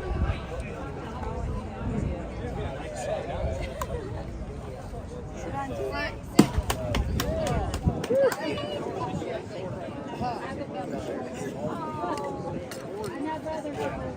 That's third party people on it. I know. Theirs was that painted. I want to get back over there to the speakers. Policy, our history is repeating, and while our country turns its back on the very ideals it claims it stands for. As we stand here today with heavy but hopeful hearts, we continue to fight for what is right. And because we know that to be silent in times of injustice is to be complicit in it, accepting of it, and we refuse to let Trump and his administration feed this crazy regime to us. Let's call this what this is. Second term of violence, of racism, of targeted cruelty from Donald Trump and his administration. We need to stop softening the truth with language that makes oppression sound like a political strategy, because it's not. I don't know anything It's about hate. And with hate going comes on in diversity. Frankfurt. With hate comes negativity, and with hate comes so much more. For the so-called immigration detention centers, please stop pretending that they're anything else other than what they really are. Those are concentration camps. Let that sink in. People in cages, family torn apart, people dying in government custody, innocent beings being slaughtered like animals when the real criminals are the same, when the real criminal is the same man of the hands that this country stands in. These camps were built up so quickly and quietly, but the ones who wear this country as a uniform, the ones who help educate this country, the ones who help feed this country, and the ones who medicate and aid this country are suffering, while criminals take on a job that puts this country and all of our lives in jeopardy. Donald Trump, I have a question for you. Was your intention to ever make America great again? Or was it to try to screw us all over, that way you and your family can be the ones at ease while you watch us suffer from a distance? If you thought for a second that we'd sit down and bow to you, you got another thing coming. As I speak, I know I have many eyes. Grandparents, mothers, sisters, fathers, brothers, and babies. But I want to speak directly to any ICE agents at this moment. You all are all working for criminals who want to forcibly take away the backbones of this country. The ones who provide us with knowledge and the ones who fill our bellies with food from the long, hard work and long hours they put into harvesting and growing our food. The ones who bring the great to America. Why feed into it? I can't say what if it was your family, because you all live with false security and truly believe that it won't happen to you because you wear those badges. You do the dirty work. So let me say this and let me say it clear. If the president couldn't keep the promise to lower prices for us, then what makes you think that six-figure job and safety you have is promised as an ICE agent? You think some of these people paid attention in history class. History has taught us exactly what this looks like and exactly where this goes. Now it's happening on our soil, in our names, with our tax dollars, but not with our consent. I want to talk about a place that was just recently built, Alligator Alcatraz. They call it an immigration detention center, but it was only built up from the ground in 8 days. It's surrounded by swamps, cut off from legal help, basic care. They're cramping groups of 20 to 30 innocent individuals in these single-person cages. People locked up in this hell are treated less than human. They are isolated, ignored, forgotten, and scared, and greatly missed. We are not forgetting them. We won't let you erase their names or their stories from history. We will continue to fight for them, and we will raise our voices until every chain and shackle is broken and every single cage is empty. Until everyone is accounted for, until everybody receives justice.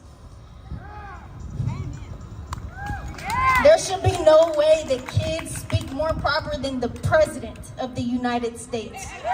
If you cannot understand the backwards path that Trump has put this country, that we are going down, you all cannot call yourselves followers of God. True followers of Jesus would never turn their backs on our Creator to worship a man who thinks so godly of himself and who cannot stand to see people being independent, happy, and successful.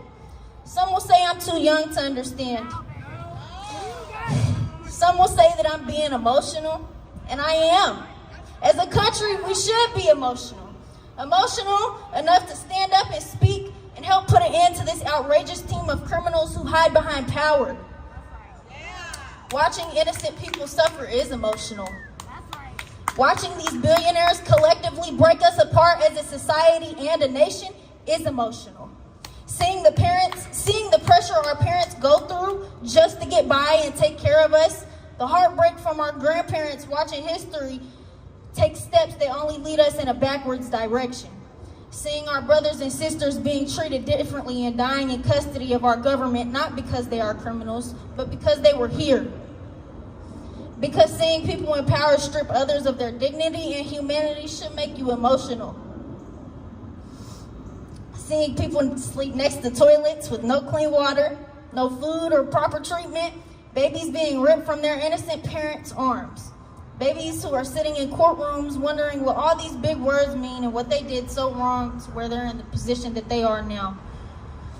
This isn't deportation. This is mass kidnapping.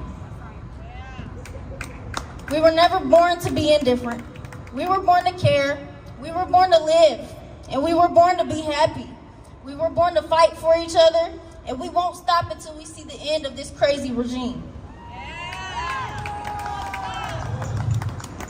To the ones in power, do you all sleep well at night knowing there's children who are crying for their parents in dark and cold cages? Do you feel proud when you call that border security? Do you understand that all of this blood being lost is on your hands?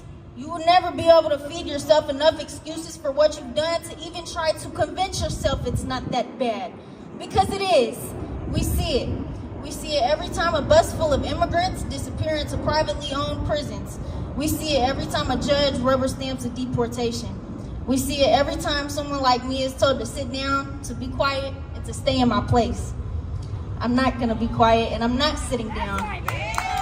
This generation is watching. Our future is watching, and so is the past. We are not going to be blinded by flags waved in the name of injustice, and we will not be consumed by the lies dressed up in red, white, and blue. We want a country that puts its people before a tax cut or a cage. We want a future where families stay together, where the color of your skin or the papers you carry don't determine your worth. We want leaders who lead, not ones who scapegoat the most vulnerable and innocent for applause. To anyone here today feeling hopeless, you are not alone, you are not powerless, and all of our voices matter. And when we speak together, when we sit together, when we protest together, we become unstoppable. We become unbreakable. We become one together. We are strong, and we're going to make a change for what is right. Our protest today is it's a disruption to some. That's the point. But we're here to make people uncomfortable, because comfort is what allows this horror to grow in the shadows. And the silence is what allows that same horror to keep lurking and growing. Comfort is what kills movements. So don't get comfortable. Get loud and get active. We have to prove them. We have to make a change. America will never be the land of the free until we're all free. Thank you.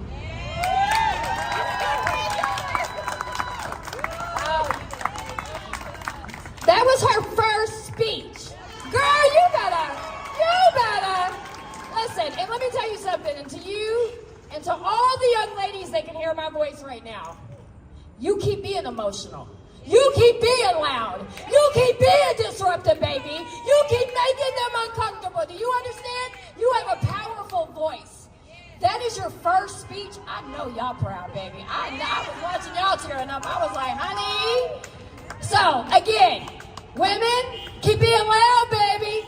Keep being emotional and keep disrupting this shit up and let them know, yeah, we nasty women. We not going nowhere. Holler. All right, we got Daniel. Right, we got Daniel, and he is going to speak next. Hi, y'all. How we doing today? Good to hear. Good to hear. My name is Daniel, and I'm born and raised here in Louisville, Kentucky. I'm happy to be speaking here again 5 years after the Breonna Taylor protests. We took control of this park together, and we demanded an end to police brutality and the beginning of a better world for all of us.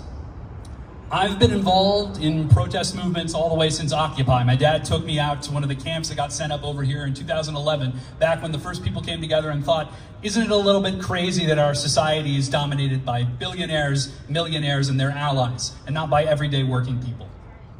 I, for a really long time, have been involved in electoral organizing, in labor organizing, and organizing in the streets, and pushing together for a better vision of what the world can be, a world where all of us are guaranteed housing, education, healthcare, where all of us are able to work together to build a community with our black and brown brothers and sisters, not to deport them, not to throw them away. I moved back from Los Angeles, California about a month ago.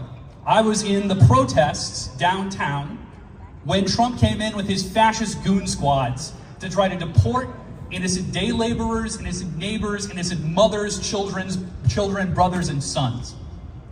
And what I saw there inspired me. What I saw wasn't just people getting together to vote, wasn't just people getting together to protest, wasn't just people working together in labor unions. It was an open, militant refusal of fascism. It was hundreds of people blocking physically ICE vans from taking their neighbors away. It was an alliance of workers, of labor union activists, of black and brown people, of liberals from the west side, of black people from South Central, across the entirety of Los Angeles, coming together and refusing to let their neighbors be taken away. I participated in that movement through an organization. That organization is the Democratic Socialists of America. I've been a member of DSA since 2017. I joined right after Bernie came by for his first rally in 2016 when I realized that the Democratic Party by itself will not be able to defeat Donald Trump. And more importantly, that by itself, it might not want to defeat Donald Trump. Fundamentally, billionaires and millionaires control both major political parties. The same people that give donations to Andrew Cuomo in New York City give donations to Donald Trump's political PACs. It's a big game, and we're not in the center of it. But I believe that together we can change that game. I believe that together we can fight in our labor unions, in the streets, at the ballot box for a better vision of society, a vision of society built on human dignity, not built on division, not built on hatred. The only way that we can do this is by coming together in a mass organization, an organization controlled by its members, an organization where its leadership is elected, an organization where you and I have the same choice about what orientation it takes towards the future. Where do we fight? How do we fight? What do we do together?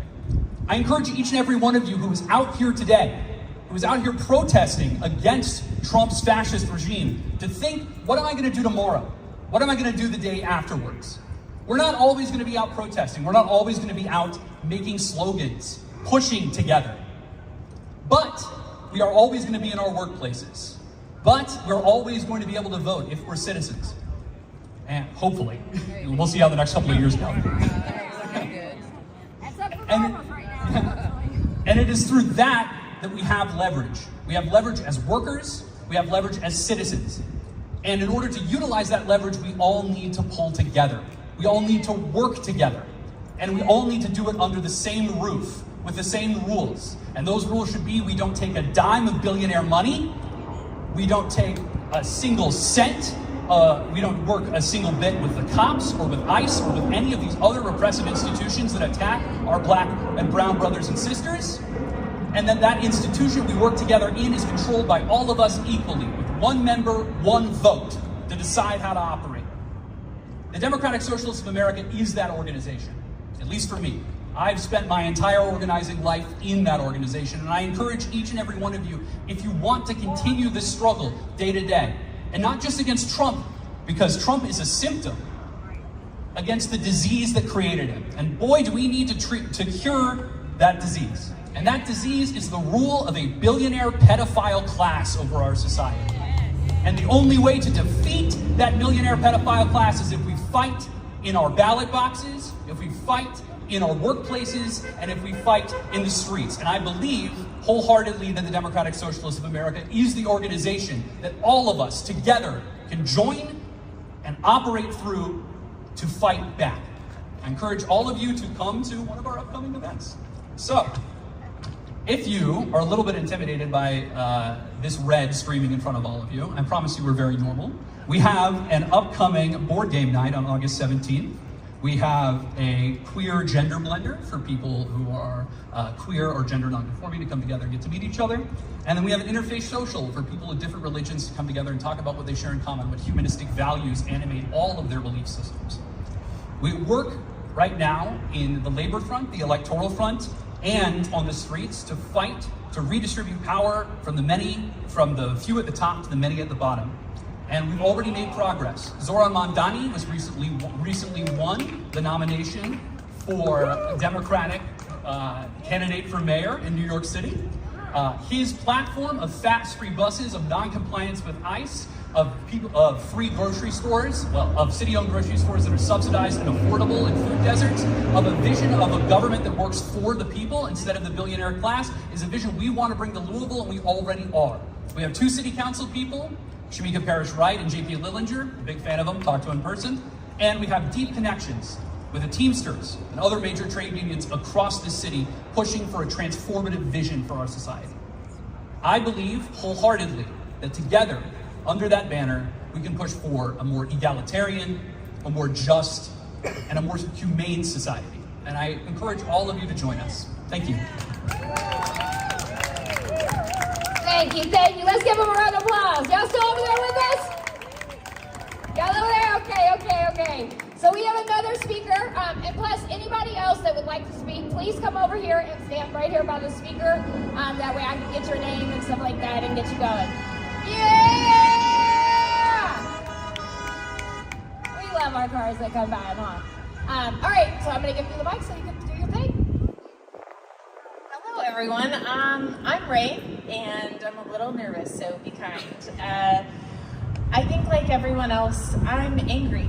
I am so mad that we got here, that we allowed this to happen, that our voices aren't heard, and it just keeps getting worse literally every day.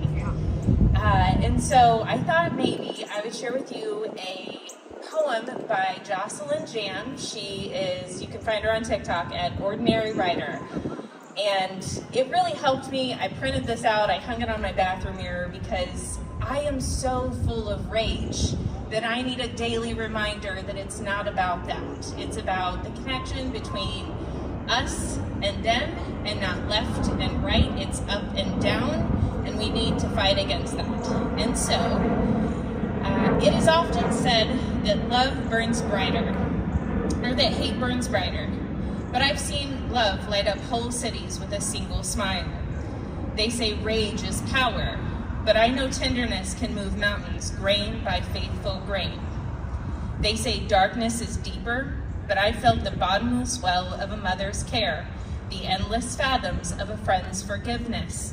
I have seen light burst the darkness. They say cruelty is more honest, but truth lives in the eyes of those who choose again and again to stay soft. They say hate is easier, but I've never seen it rest, never seen it make a home, never watched it grow a garden or build a bridge or heal a wound. They say love is weak, but I've heard it lifting cars off trapped children. I've seen it work 3 jobs. I've seen it wake up early just to make breakfast. I've seen it stay up late to say goodnight. They say hate is more natural, but even wolves raise their young. Even trees share their sugar. Even cells pass nutrient through their walls. There's nothing exotic about poison, nothing mysterious about thorns, nothing sophisticated about shadows. Love is the original rebellion, the first light, the oldest power, the deepest spell, the truest wild. Everything else is just pretending. Again, Jocelyn Jam, please follow her. She's amazing. Thank you. You did amazing, and I really love that poem. I once again want to say thanks to everybody that is out here, everybody that is staying with us, that is listening to the open mics. And again, I invite you guys to use your voice, because this is the time to get some of that out, you know, because we did, that's why, you know, kind of raging and surging. I was having a conversation just a minute ago before we open mic'd up with a young lady, and, you know, she's like, well, some of the language, and I was like, I get all that. I said, but what you have to understand, she's like, you know, there's kids here. And I said, I get that, I understand that. I said, but can I tell you what our children deal with in our community? There's children that will walk into the classroom and other students will not be there. Some have been murdered, some are missing, some have been snatched, kidnapped. And so the things our children have to deal with in our schools, their friends commit suicide because of bullyingness.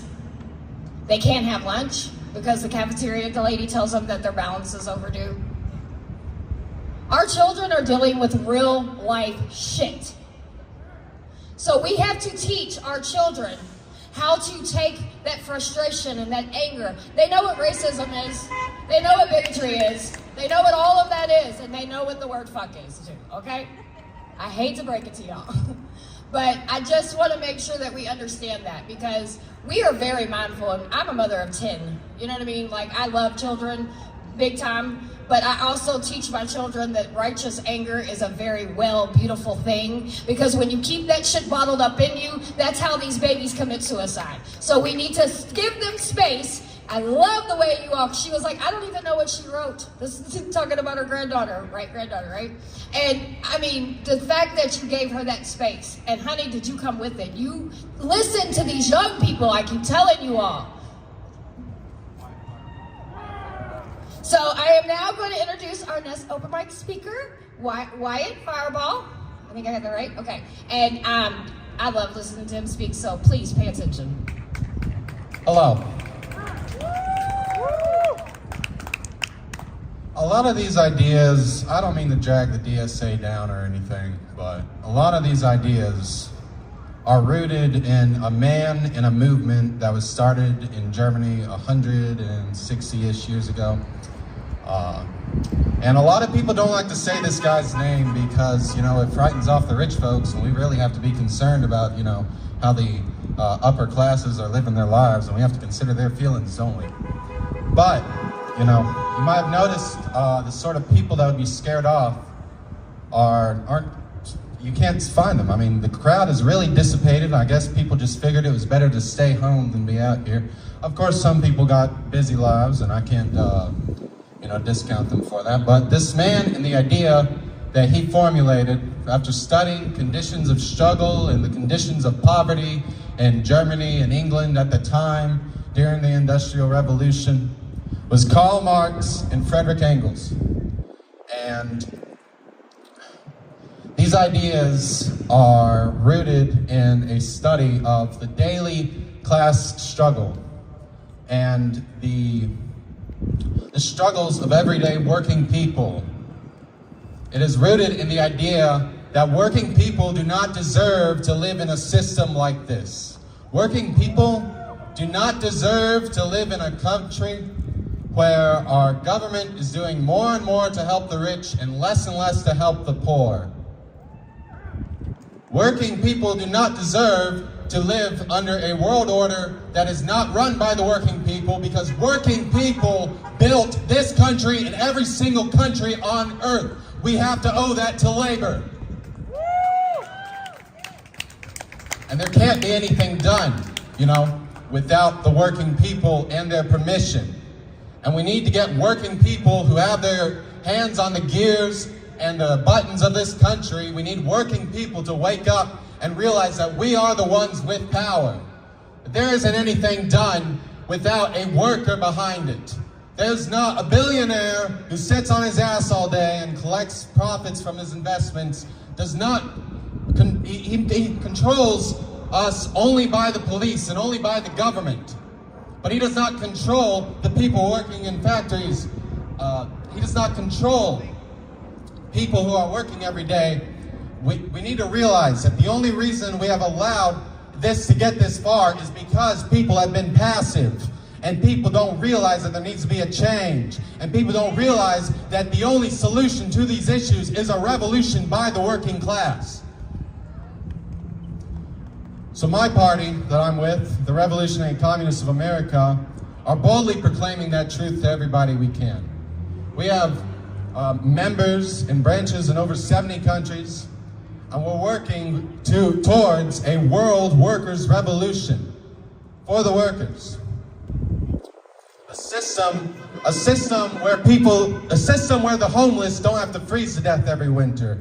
A system where people can retire early and enjoy their retirement, and a system where working people can have a say in their very own workplaces that they work every day. And I have a little prepared speech, but that was just the prelude, I suppose. You all can enjoy it.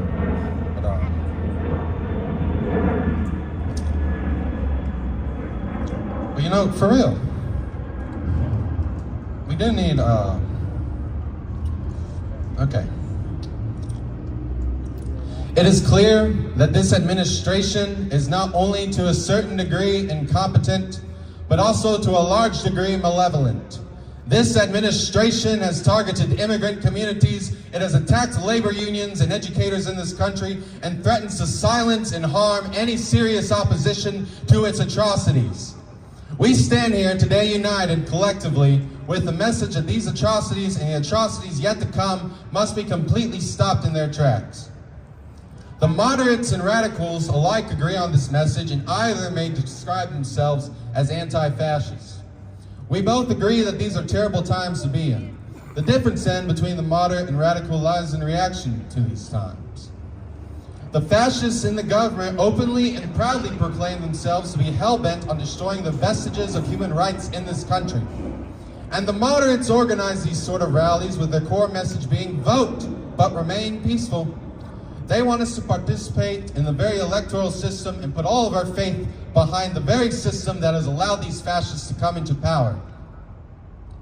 Fascism is not an attack on our system. It is a natural result of it. The purpose of all modern governments is and always has been to defend the property and profits of the capitalists. They are nothing but a tool of empowerment for the capitalists. Capitalists are willing to do anything to defend their property and their profits.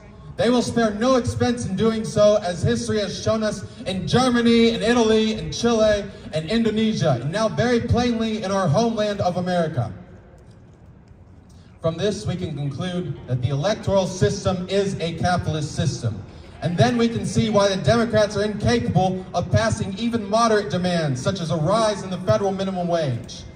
We can see why the Democrats have become alienated from the increasingly radical American working class, and we can see with the almost unanimous backing of the Democratic Party, this government has funded and continues to fund genocides. This billionaire system does not work for the working class, it does not work for queer Americans, and it does not work for communities of color. The need for a true social revolution and systematic overhaul is more plain and obvious than has ever been in American history. If you are aware of this, and if you know that something has to be done, then why would you be a moderate? Why would you make your demands within the confines of the capitalist system?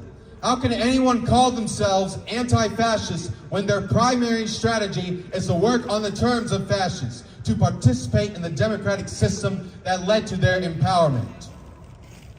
Some people would naturally have reservations regarding the use of revolutionary violence, and I don't blame them.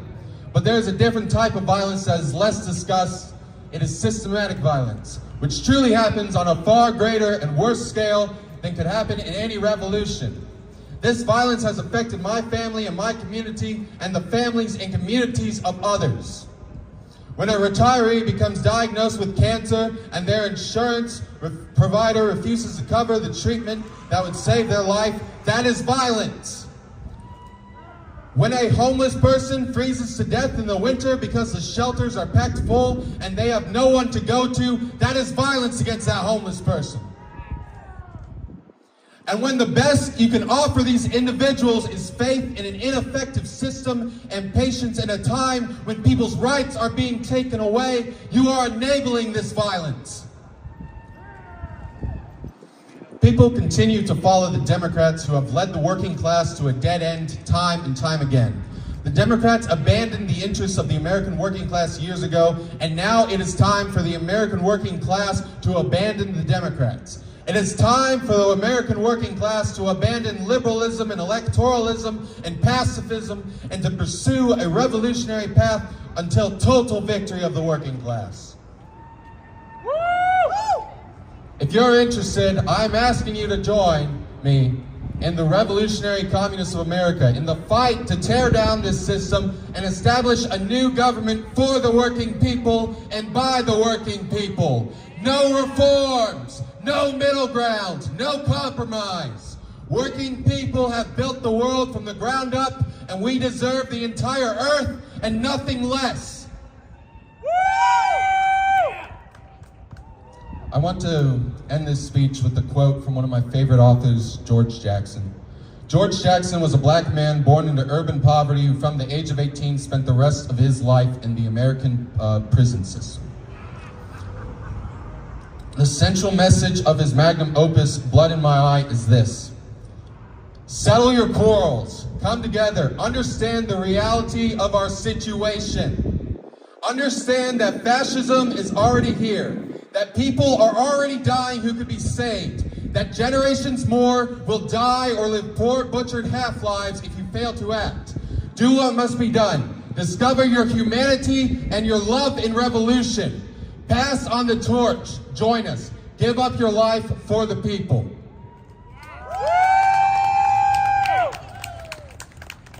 Thank you. And as always, you kill it. He does amazing. He's a great speaker. So our next open mic speaker is Kristen Adams, and she's gonna bring down the house. I can just see it. Let's go, baby. Hi guys, how are you doing? Let me hear from all of us that are going to rely on our 401k when we retire. Oh, hell. Yeah, anybody here got enough balls to actually open up their 401k and look to see what has happened to it? It's not good. It's not good. I think some of the things that we're missing in terms of messages so far is talking to what is going on in your life. What's going on in your life is that you're losing money day by day by day. This is only going to get worse once the tariffs continue. The tariffs started, August 1st, and he is going to play fuck games with the tariffs all over the place, right? I mean, we all know it. He's going to play fuck games. So, 401k. I know some of us are in pain because of that. And yeah, we're privileged, but God, I worked up my whole life for that 401k. And now it's dying. How about, we heard a whole lot about the workers.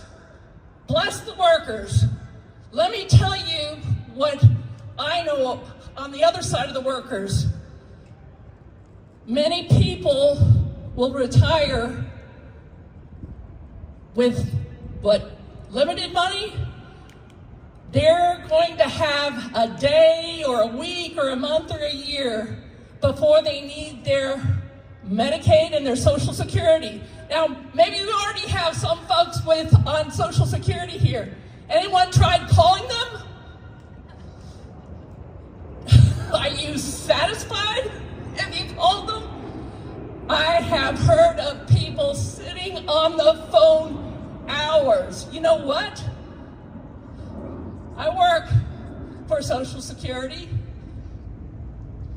People got the hell out of there because they knew what was going on. And guess what? They're not hiring anybody.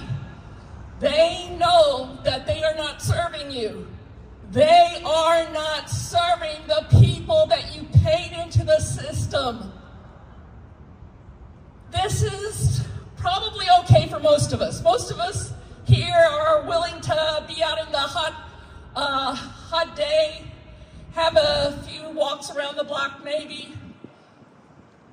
There are people like your parents, maybe your grandparents if you're young enough, that will be kicked off of Medicaid, and the Medicaid will not be there in 4 years because that's what they did. 4 years from now, do you know whether you're gonna need Medicaid? Yeah. My husband, hard-ass Marine, brought low by COVID. He was in the hospital on the respirator for 5 months. This is a man that wanted to take care of me for the rest of his life. COVID is the reason that I'm now taking care of him. It's okay, I do well, but I want everyone here to know that there are probably, you are representing so many caregivers that couldn't get themselves away from the person that they are taking care of. That might be your mom taking care of your dad, might be your brother taking care of your parents, might be your daughter taking care of your wife while you're here. I think we all need to know that this is a really desperate situation, and when the rule goes into effect in 4 years, there's going to be extreme loss. I remember when the biggest thing was there's going to be death panels. You gotta watch out for them Democrats because there's gotta have those death panels. I tell you, Medicaid, taking Medicaid away from folks, these are death panels. And on a happy note, my husband has done very well recuperating from it. He is a hard-ass Marine. He can't be down here with us because, the walking thing is still an issue. I'm glad he got disability, but let me tell you, everybody watch. Disability will be taken away. Wait, I said I was going to end on a happy note. He's doing well. My husband's doing well. Things are good. Things can be good. I think we can make things good. I think we also need to know that the issues go far and wide, and it's going to impact our parents and our grandparents and ourselves. And let's take care of ourselves. Thank you. I knew you was gonna bring. I could just tell. I knew she was gonna bring the house down. And I want to say to your husband, we all stand for the people that can't be out here. I think every single one of us represent people that can't make it today, whether it's health reasons, kids reasons, job reasons. We know that, yes, our crowds might be small at times, but, right now, people may have just different things. And health issues may be one of them. So we definitely all stand united with the people that cannot make it here today. You want to speak? Yay. Okay. All right, so our next speaker is going to be Dan, and here we go. If anybody else would like to speak, please come up here. This is your time, your voice. Hello, everybody. As you can see, I am among the privileged of this country. I'm an old white man. I am not here because I am particularly afraid of what is going to happen to me with this current regime, or what has been happening for the last 40 years in this country, because I can pass. Many people can't. There are many people that have been dealing with what's going on in this country for decades, for centuries, and a definition that I've heard of dystopia is when the oppression that is felt by the minorities begins to be felt by the majority. And it is only now that people in the majority are starting to see their own rights threatened that people are coming out in greater numbers. Those people whose voices can be heard the loudest because they are harder to silence because they are part of that majority. They are part of the privileged class. It is good to see all of the white faces, all of the older people out here. We need more of that. But it is on the younger people, it is on the minorities. They're the ones feeling this. They're the ones that have felt this.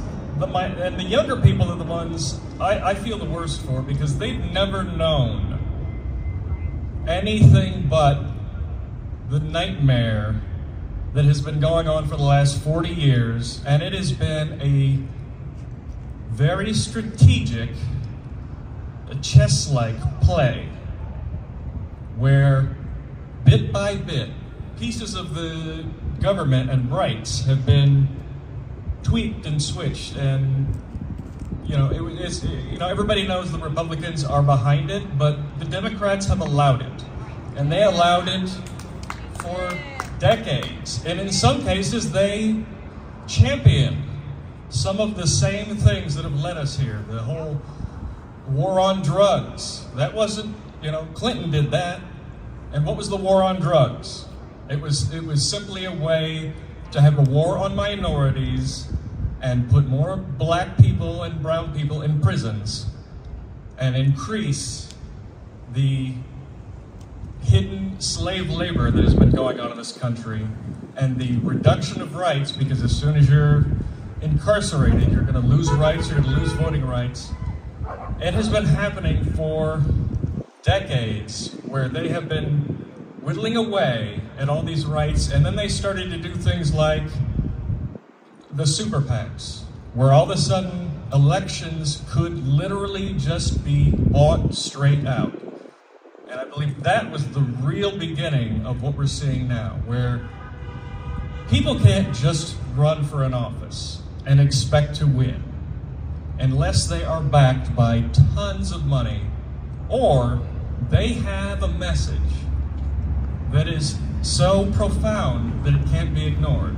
What we've seen in New York is actually very encouraging. The idea that you can have a minority Muslim win an election in a state up against a highly funded opponent is encouraging.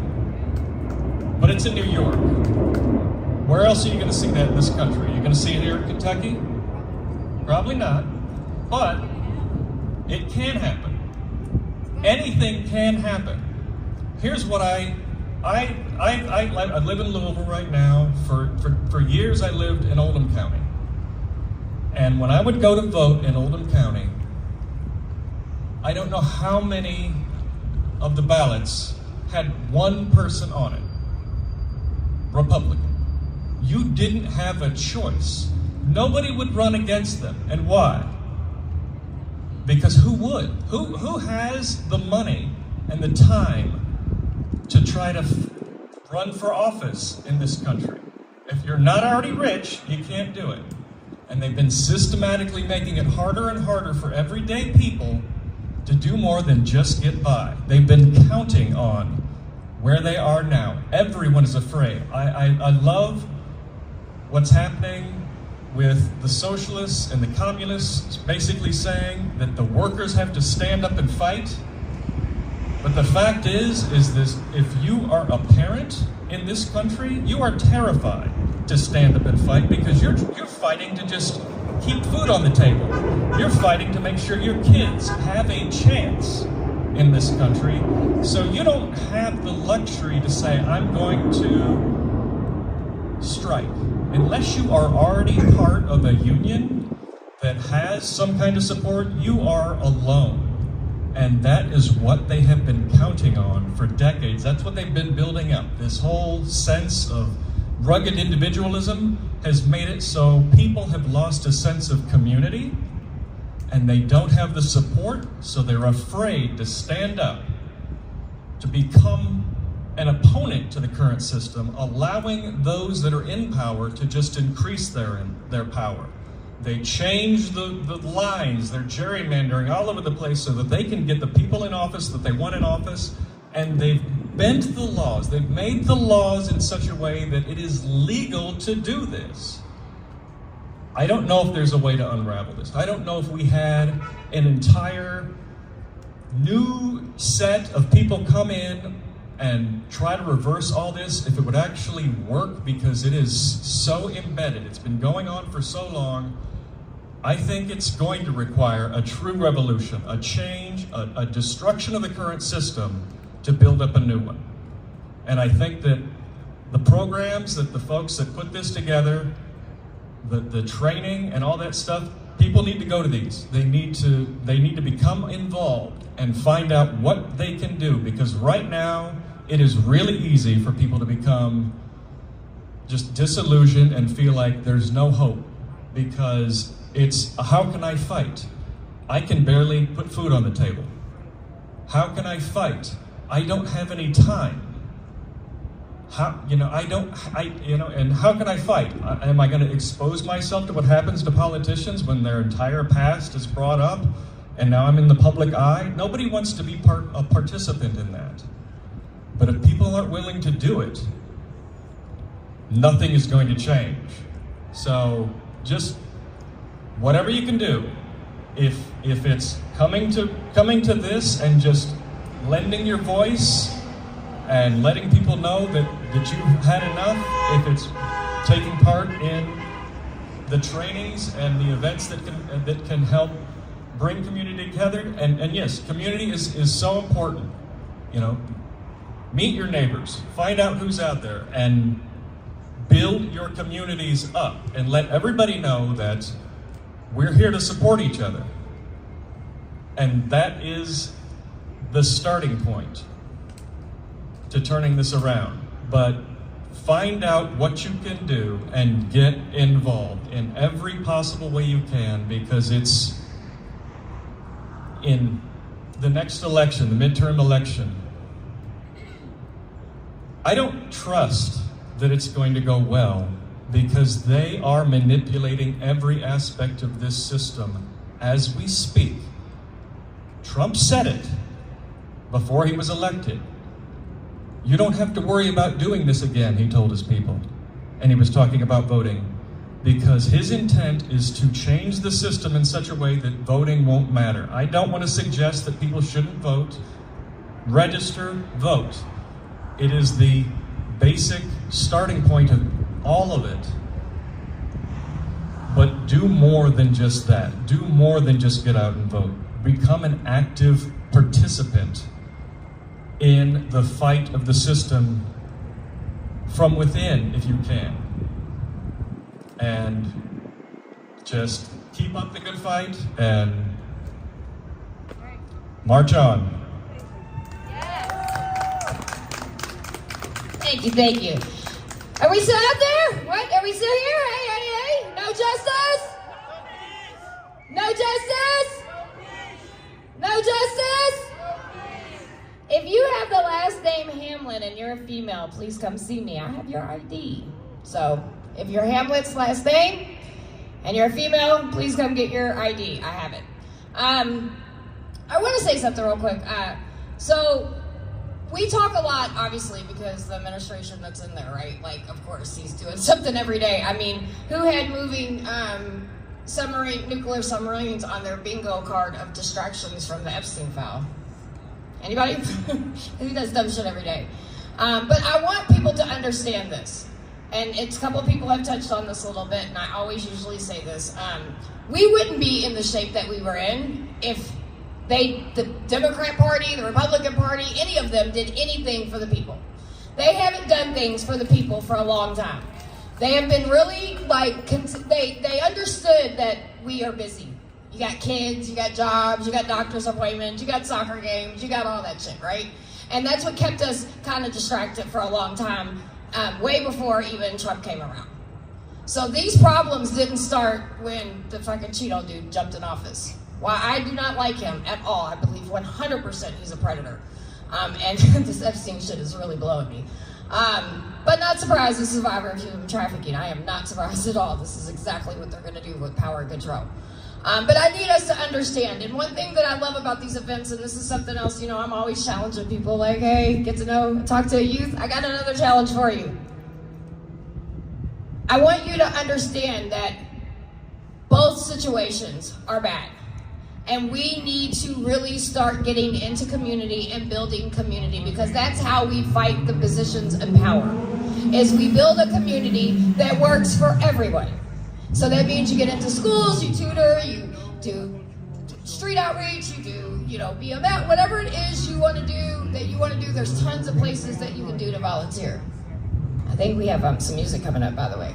But I just want everybody to understand, for me, it's not left or right at all, because I'm over all of it. I'm over both parties. I don't feel like, as a woman, that they have represented anything I stand for or anything I really believe in the last, I don't even know how long.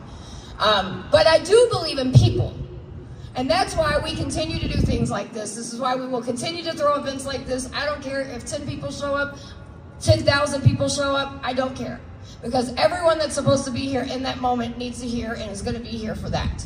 And it's something else I will always say, we do not have to agree on every single thing. I think in this country, our privilege is sit there and be like, well, you have to agree with me or I'm taking my ball and leaving.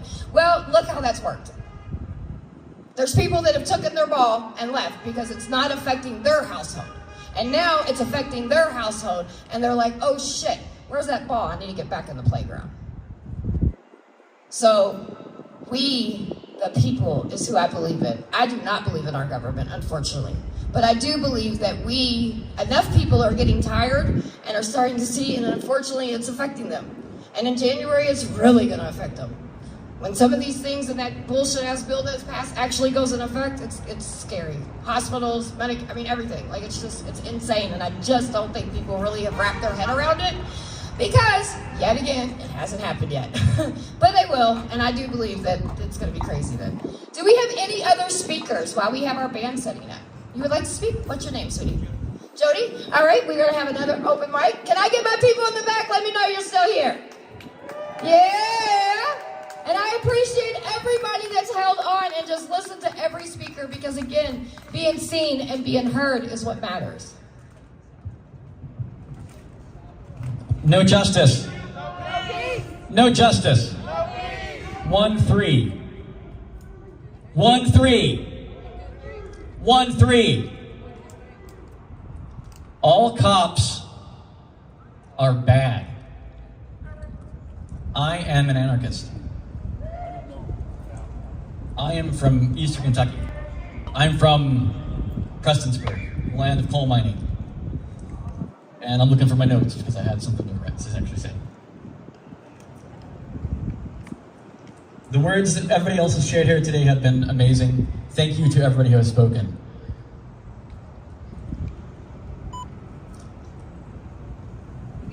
Got it. All right. As an anarchist, we talk about power. We talk about unjust hierarchies. Anarchism is not about breaking every law possible. Anarchism is about accepting a premise that every unjust hierarchy should not exist. That's capitalism. That is proprietarianism. That is the police having the ability to do whatever they want to you. So we look at the core of that. We look at the teeth of the state, and we look to defang the state. Yes, ICE is a problem. But right now, and ever since 1950 or so, the Border Patrol has had the ability to arrest and detain anyone within 100 miles of every border in this country for 24 or 48 hours with no excuses.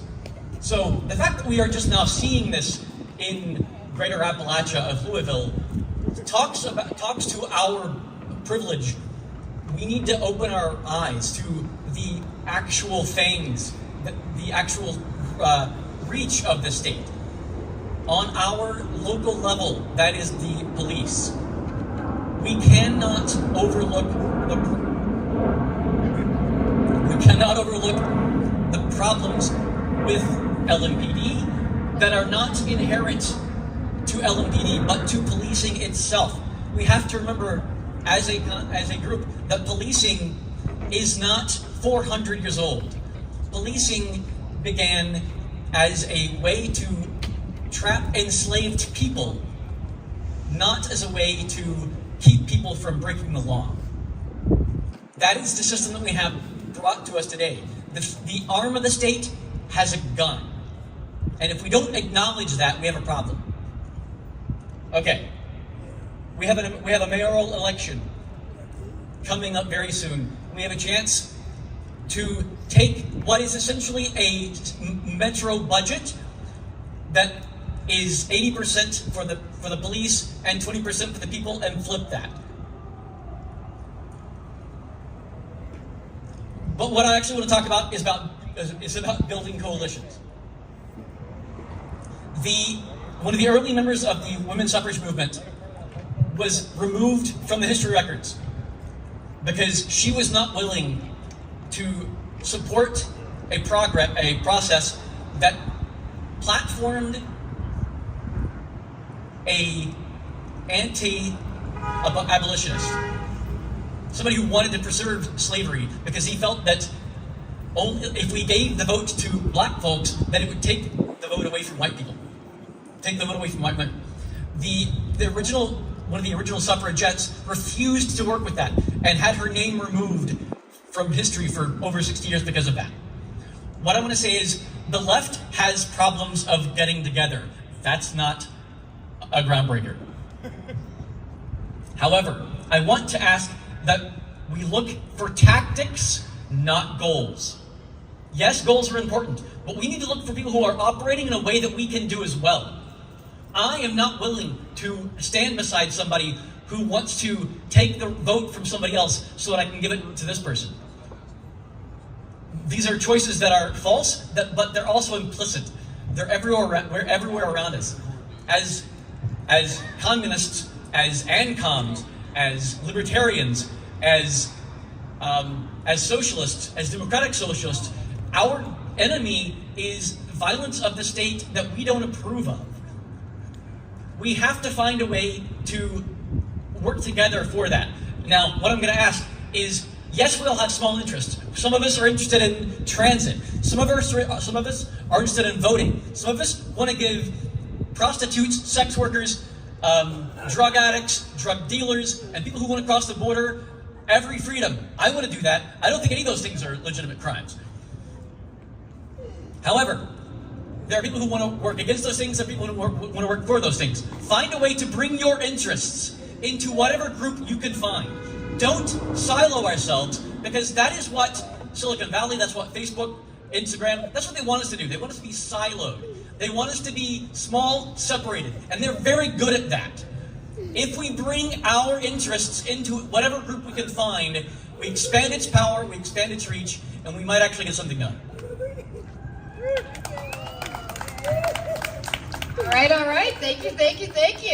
You. What do you say? Well, some of us think that, people should be allowed to do what they want to do as long as they're not being forced to do it. So. All right, so how's everybody doing? Still doing good up there? All right, so one thing about us, we like to keep you guys on your toes. Plus, we like to educate. We like to have our speakers. We love open mic. But sometimes we do a march, and sometimes we do other things to kind of, show that we appreciate you guys and show how protesting can be done in many different ways. And so one of my favorite ways is music. So we are going to be having a band play here soon. Is there anybody else that would like to speak? They're still setting up and stuff, so would anybody like to say? Okay, please come up. What's your name, babe? Anthony.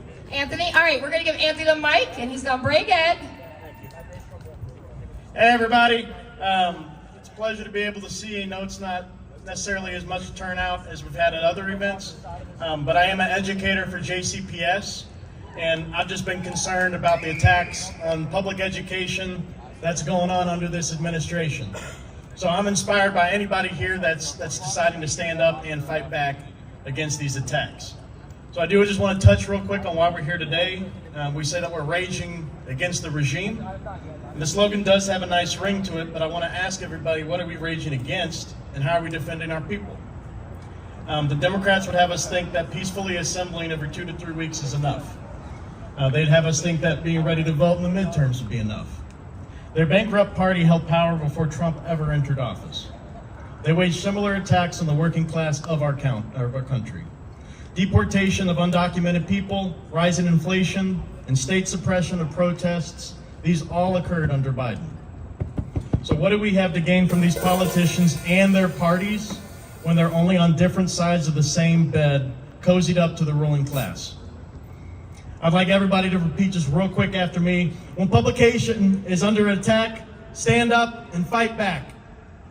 Public education is under attack, stand up and fight back. When undocumented people are under attack, stand up and fight back. When undocumented people are under attack, stand up and fight back. When the working class is under attack, stand up and fight back. The working class is under attack, stand up and fight back. Now take a second to feel that. And to be here with everybody. I mean, do we not feel empowered saying that when we're joined here together in unison? Because when we unite, we become an integral part of something bigger than ourselves. But fighting back is not just dancing and prancing. Fighting back is not snide remarks and sarcastic jokes. Fighting back is an organized blow striking the clay feet of U.S. imperialism. Fighting back is continuing in the best, most militant traditions of our U.S. working class. The Republicans deploy increasingly reactionary attacks, thinking none of us will do anything about it. They expect us to speak out and shout for justice. They don't believe a second that we will repeat what we did in 2016. We will punch Nazis if we need to. They don't think we'll do what we did in 2020. We'll burn down police precincts if we have to. The Republicans, fools they are, don't even think that we will repeat our mass mobilizations that we just had in LA and Austin and New York City just a couple weeks, almost a month ago. The Democrats, they pander to us, coddle us, and tell us our feelings are valid. But the minute we move to strike, to attack, or to take any semblance of power, in comes the cops. In comes the National Guard, and in comes the Army. In comes the left hook to match the right hook provided by the Republicans. Both political parties try to beat us down at service to the ruling class. Yet our class, the working class, is the greatest of all time. Why? Because the working class is the future. We have a historic mission to end exploitation and oppression. But what's our greatest weapon? Organization like what we're doing here today. I'm also a volunteer for the Worker newspaper. Our mission is to unite the advanced in this country under Maoism to reconstitute our Communist Party. We want to help the various struggles of our class, whether it's educators like myself, people that are in manufacturing, people are in healthcare. Whatever the trench of struggle that you're in, we believe it's very important to become organized, tighter, and to work together, not divided. Our party, when it was at its sharpest, unleashed the fury of the masses with precision against both the Democrats and Republicans in the 1930s. Whether white, black, man or woman, old or young, all were welcome to stand up and fight back. And I encourage anyone who is here today and is serious about doing something to save our people and usher in a better world, please just meet with me to learn a little bit more about what our paper's doing. Thank you, everybody, and I just got one last little chant for us. So please repeat after me. Louisville, give them hell. It is right to rebel. Louisville, give them hell. It's right to rebel. Thank you, everybody. All right, let's give him a loud applause. Let's go. I know it's a couple of us, but we got big mouths. Let's make some noise. All right, so let's see. What do I want to touch on? Is there anybody else that would like to speak? You want to speak? Come on up here. You know I want to hear everything you got to say. All right, baby, here you go. Tell who you are. My name's Antonio Wilson, but a lot of times when you think you're working by yourself, you're not working by yourself. You're not alone. But I just want to say, when you work, things gets done. But when you sit back, it's not getting done when you sit back. I had a person that would tell me, do you take a break? I said, I take breaks, but I felt like I had to work all the time to get things done. And I'm not alone, but I felt like you had to work all the time to get things done, because the more you sit back, things is gonna it kind of gets wireless when you sit back. But if you keep on working and keep on working and keep on pushing for it, I guarantee something will come through, but you gotta get enough people on it to get it to come through. But you gotta keep working, show up some of these events, but you gotta keep on working. And the more you work, you make accomplish on some things. Thank you. Yes, let's give him a round of applause, and he is absolutely right. We gotta keep working. Say working. Say working. All right. Let's see. We're gonna say some other things because I want to get y'all's blood flowing. We got y'all see what they doing. Y'all see what they doing. We got some music already come up, so we want to get our blood going a little bit. So we're gonna say it once, say it twice. Say it once, say it twice. We will not give up our rights. We will not give up our rights. Say it once, say it twice. Say it once, say it twice. We will not give up our rights. We will not give up our rights. Say it once, say it twice. Say it once, say it twice. We will not give up our rights. We will not give up our rights. No justice. No peace. No justice. No peace. No justice. No peace. No justice. No peace. Our streets. Whose streets? Whose streets? Whose streets? Whose streets? Whose streets? Whose streets? Whose streets? No justice. No peace. No justice. No peace. No justice. No peace. Say it once, say it twice. Say it once, say it twice. We will not give up our rights. We will not give up our rights. Say it once, say it twice. Say it once, say it twice. We will not give up our rights. We will not give up our rights. Say it once, say it twice. Say it once, say it twice. We will not give up our rights. We will not give up our rights. Say it once, say it twice. Say it once, say it twice. We will not give up our rights. We will not give up our rights. Whose streets? Our streets. Whose streets? Our streets. Whose streets? Our streets. Whose streets? Our streets. Whose streets? Our streets. Whose streets? Our Whose streets. streets? Our Whose streets. streets? Whose streets? No justice! No justice! No peace. No justice! No peace. No justice! No peace. No justice! No peace. That's what I thought. I knew y'all was still in the house. I knew y'all was still in the house. Give yourself a round of applause. And like the young man just said, you gotta work. Say work. Work. Work. Work. Work. Work. No justice. No peace. No justice. No peace. No justice. No peace. Free Palestine. Free Palestine. Free Palestine. Free Palestine. Free Palestine. Free Palestine. Free Palestine. Free Palestine. Free Palestine. Free Palestine. Dump Trump. Dump Trump. Fuck Trump. Dump Trump. Dump Trump. Dump Trump. Fuck Trump. Fuck Trump. Dump Trump. Dump Trump. Fuck Trump. Fuck Trump. And love always wins, baby. Love always wins. Always. God is love. And You know, love is there's great. somebody that was saying just a little bit ago, we have a lot of trainings. We offer a lot of different trainings, and there's other organizations here that do trainings. All the way from, I mean, even meditation. There's like my girl right there, she's gonna get you together, Miss Liz, we love her. But Like really, you guys want to get involved because it's amazing to come out here to the events. It's amazing to hold signs up, but we got to make sure that we have boots in the ground in the community and getting trained also when things happen. Because as we see this administration, what are they doing?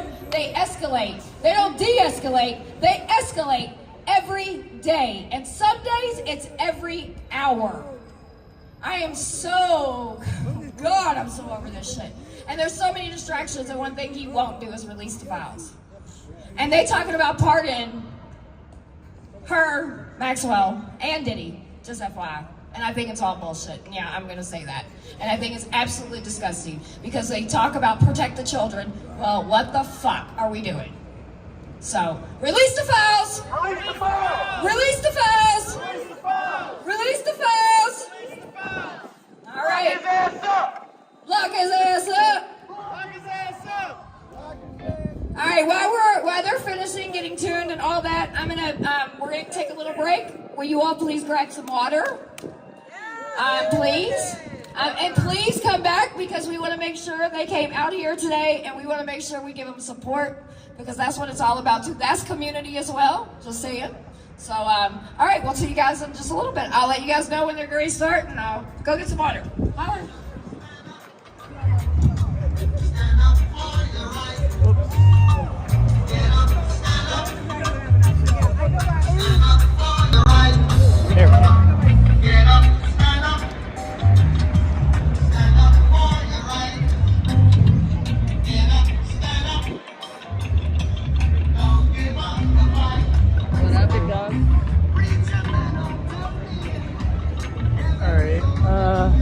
With that, I am actually going to be leaving. Gotta get home to do the family thing.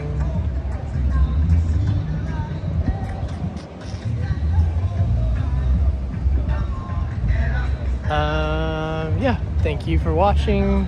If you haven't already, share the stream, the VOD. I got a special treat. Like, comment, subscribe. A treat before the treat. So we have some music. All those actions. But we have to work. But with that, I am heading out. So y'all stay good, stay safe. Free Palestine.